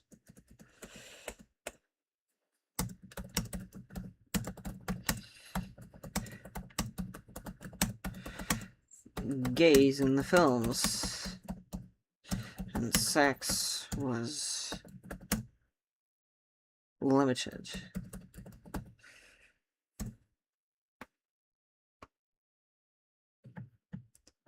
Okay.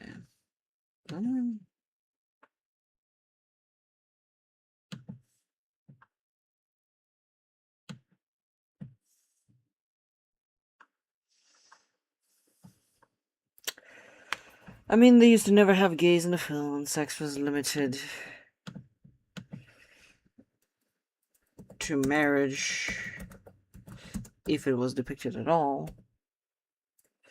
Marriage and fate to blacks, even if it was included at all.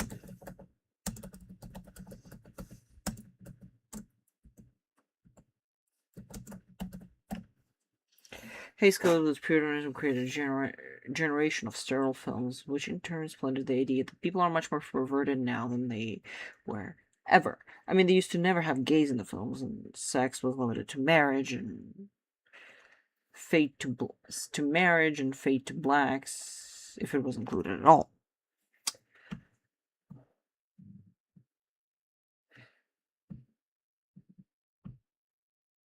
No.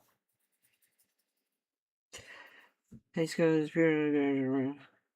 No, now.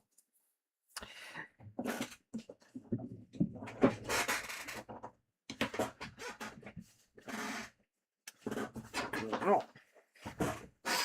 This was, of course, not limited. This, of course, spread to all media. And since this, of course, is projected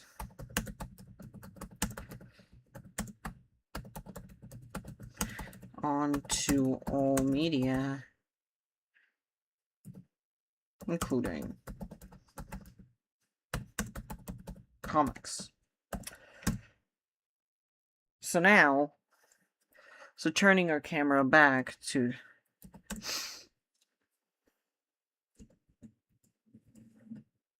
comics, although not necessarily comics and literature.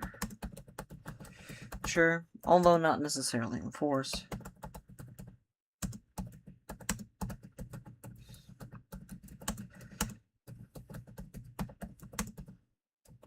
Enforced. Certainly not strictly enforced.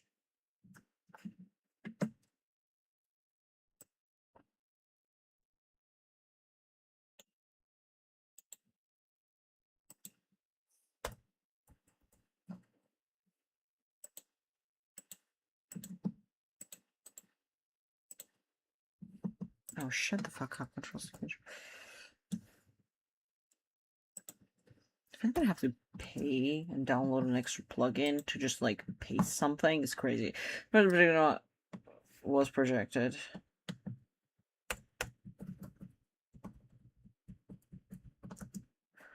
Including comics and literature, although not necessarily as strictly enforced. Yeah. Although not necessarily strictly enforced. if it was included. Thanks for marriage free to blacks if it wasn't included at all. It was included at all.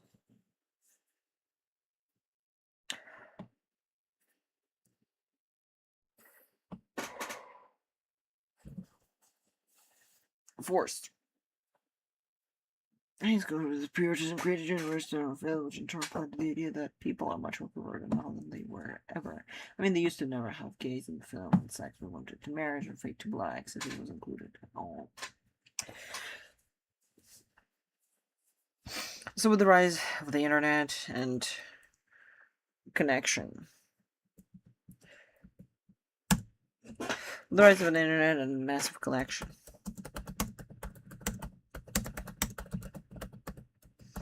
net and the massive, how much? Massive connection between pervert.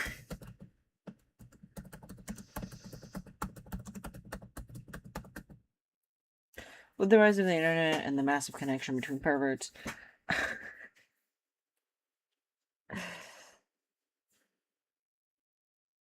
there was also a rise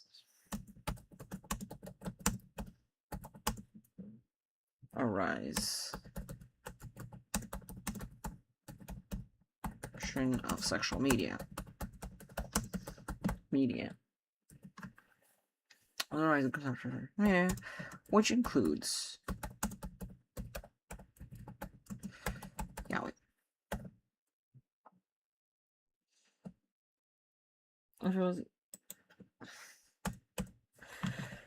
Hate school was pure we could plunder the idea that people are much more perverted now than they were ever. I mean, including all. However, that is a misconception.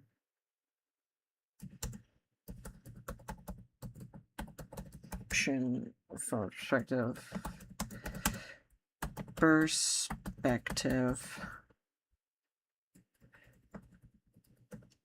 That is a misconception.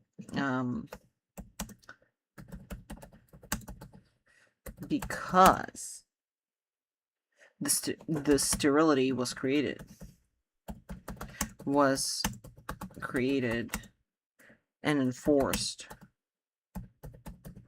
by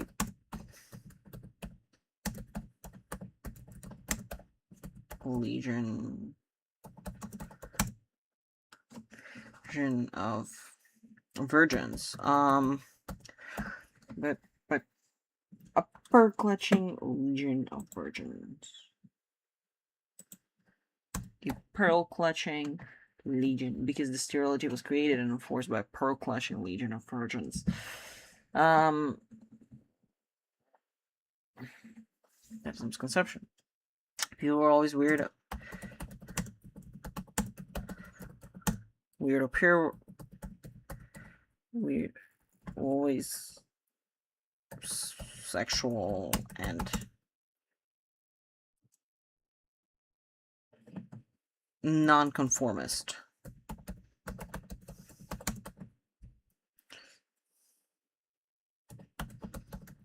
In the creative circles.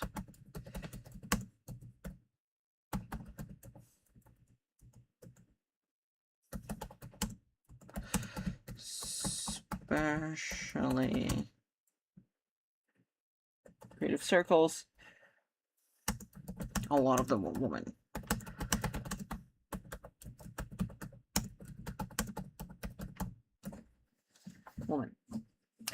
People were always sexual and conformist, especially in the creative firms, and a lot of the perverts are women.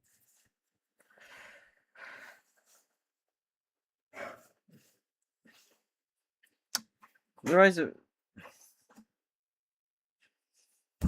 We could see that with the rise of me.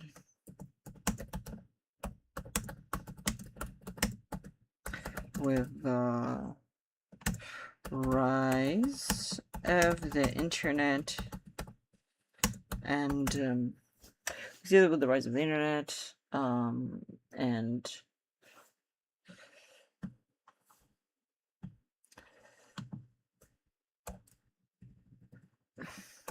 it feels like we can see that with the rise of the internet and the fast-paced generation creating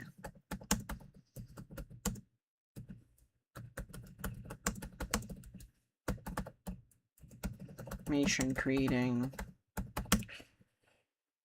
We could see that with the rise of the internet and the fast-paced exchange of information creating a largely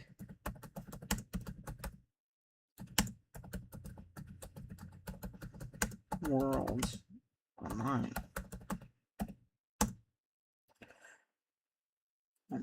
Largely media, unrestrained world. Online, for better or for worse. For better or for worse, some of the,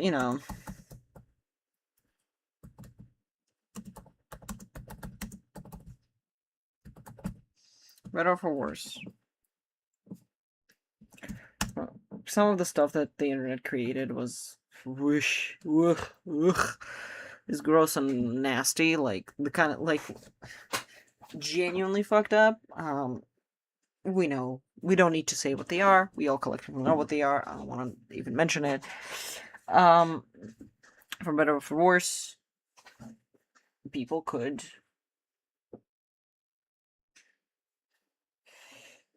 restrain world online, and we got access to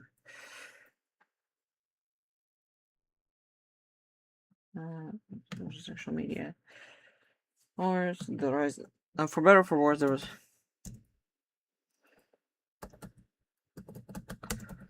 for worse. There was a rise in consumption of sexual media. There was a rise in consumption of sexual media.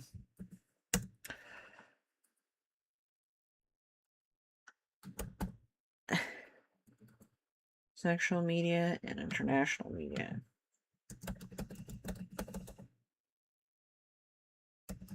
Media, which included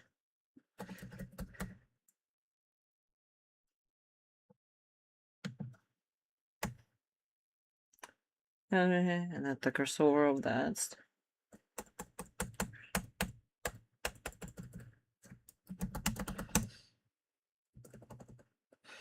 at the cross at the intersection that stands Yaoi. Brought it back home. Brought that shit back home.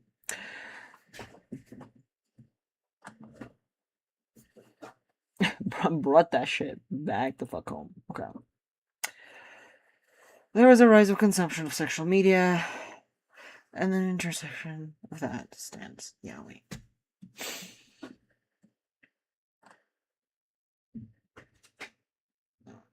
Yaoi. Imported from the world, where it was straight from Japan, where no Hays code.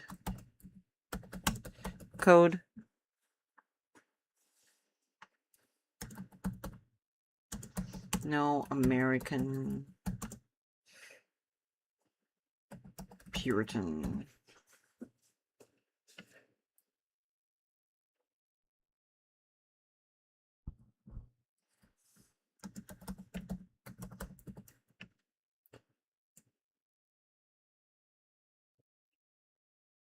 that stands Yaoi.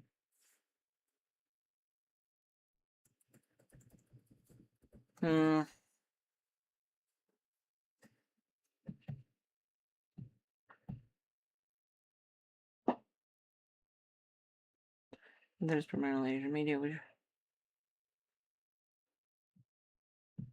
Japan with its own oddity, imported straight from Japan. Okay.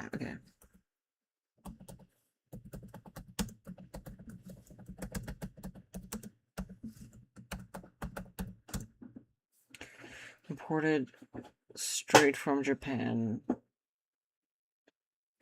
Japan with its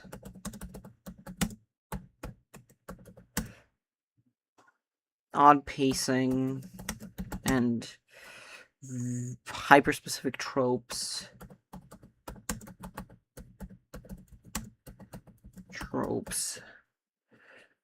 With its odd pacing and hyper-specific tropes and perverted gay sex. Perverted gay sex. It ruffles the feathers. Perverted gay sex. It ruffles.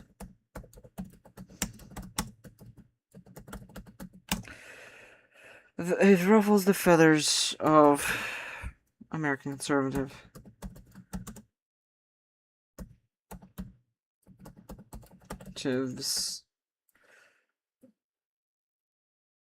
and people who like Heartstopper.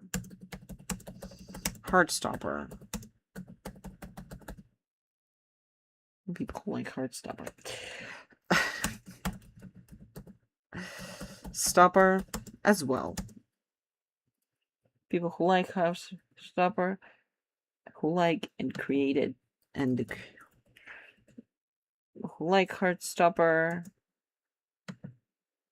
People who like Heartstopper. Also, Heartstopper's creator, which warmed my soul.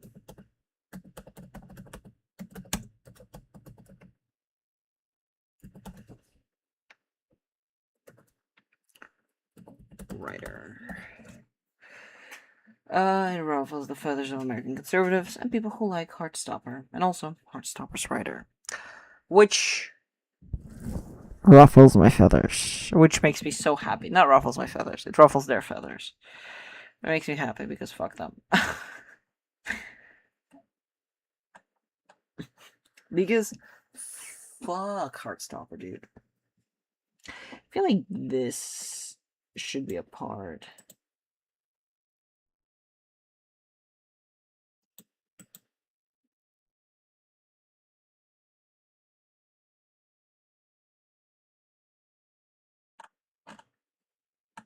Okay. Let's read that. Okay. A certain undertone to Yaoi that isn't often addressed is the fact that it's primarily Asian media. That's very relevant because people will be straight up racist about it, deeming doujinshis and manga inherently inferior to the progressive Americana comics. Or it will be depicted as lowbrow and weird, and people that consume it are cringy, weirdo perverts, especially if the manga is a part of the BL genre. However, that cultural difference is the reason why a lot of queer people are drawn towards BL. At the dawn of cinematography, filmmakers would create without any restrictions, especially once the sound in the film became a permanent fixture. There was much sexual innuendo, sex between people of different races, women who would be sexual, passionate, and self-reliant, a lot of violence, drug use, and of course homosexuality. To me, that's awesome. Because unrestricted human creativity is incredible and fun. Not everyone shared my excitement, though. The public decided that it was perverting young minds to consume such depravity, and all of this was happening during the rise of fascism in the late 1920s. The Supreme Court wasn't a big fan either. The crowd that always thought of the children decided this must end, and they formed the Legion of Decency, closely related to the Legion of Doom, to pressure the studios and the government to restore purity of film. The guy who was hired to run the show was William H. Hayes, a church leader and a Republican who first wrote the code. General principles of the code were all about morality and promoting good all-American values. Good, all-American values. Good all-American values. Read conservative white supremacist ideologies. No longer were the gays allowed to gay. Any romanticism has to be limited to hand holding and no sexuality outside of heterosexual, white on white marriage. Simply put, a slog. In the 1930s, it was more of a loose set of rules that filmmakers generally waved away, but in 1934, as a result of pressure by the Legion of having a stick up your ass after July 1st, oh the irony, the code was officially enforced. This, of course, was projected onto all media, including comics and literature, although not necessarily as strictly enforced. As history shows, censorship doesn't stop creative perverts from creating perverted media. What it did stop, however, was the creation of popular perverted media. It would be anything that challenges the what was it? It would be very hard for more than 30 years to find media about gay people, interracial sex, or anything that challenges the conservative status quo. Everything becomes more Puritan and restricted, and people in their closet stay in their closet just like the fascists want. Until 1968, after the death of William H. Hayes and a bunch of other guys who weren't important enough to be mentioned in history, even as its villains, the code was abolished and was replaced with the rating system. The system is still conservative and restrictive, but now the freaks and the pervs can do what they please in the film for as long as it's rated G. The Hays Code, with its Puritanism, created a generation of sterile films, which in turn planted the idea that people are much more perverted now than they were ever. I mean, they used to never have the gays in the film, and sex was limited to marriage. What was it? And sex was limited to marriage and fade to blacks if it was included at all. That is a misconception, simply put, because the sterility was created and enforced by a pearl-clutching legion of virgins. People were always sexual and nonconformist, especially in the creative circles. We could see that with the rise of the internet and the fast-paced exchange of information, creating a largely media unrestrained world online, for better or for worse, we could what people were always sexual and nonconformist, especially in the creative circles. We could see that with the rise of the internet and the fast paced exchange of information, creating a largely media unrestrained world online. For better or for worse, there was a rise in consumption of sexual media. And international. What? Oh my god. Oh my god. For better or for worse, there was a rise in consumption of sexual media and international media, and at the intersection of that stands Yaoi. Imported straight from Japan, with its odd pacing and hyper-specific tropes and perverted gay sex, it ruffles the feathers of American conservatives and people who like Heartstopper and also Heartstopper's writer. Okay, sure. I feel like it could be polished a little more, for sure. But I'm so tired. I want to sleep. I think this is where I'm gonna leave it off. I hope you guys like this. This is a little different from what I do usually. And now you guys get to see my pervert takes on media. I hope you guys like it. I hope you guys think it's fun and quirky and sexy. Yeah. I hope you guys think it's fun and quirky and sexy.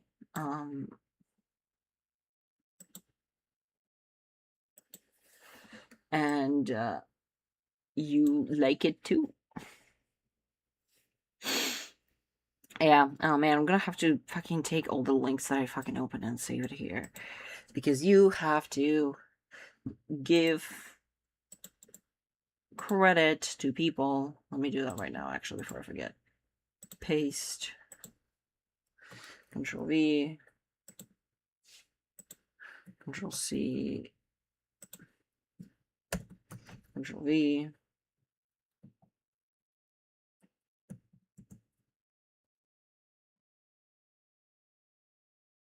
This guy. This guy. This.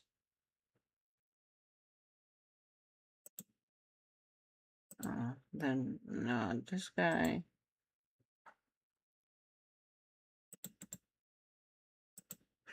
Um.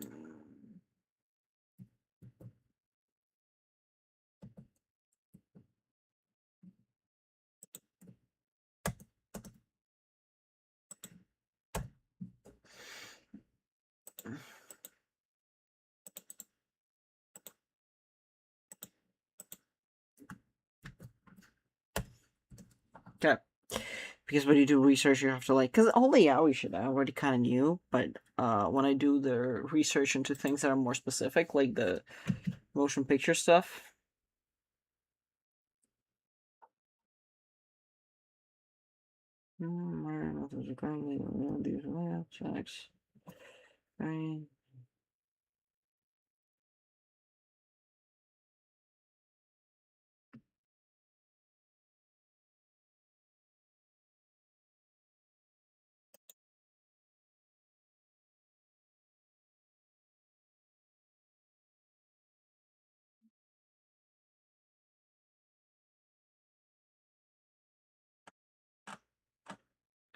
Anyhow,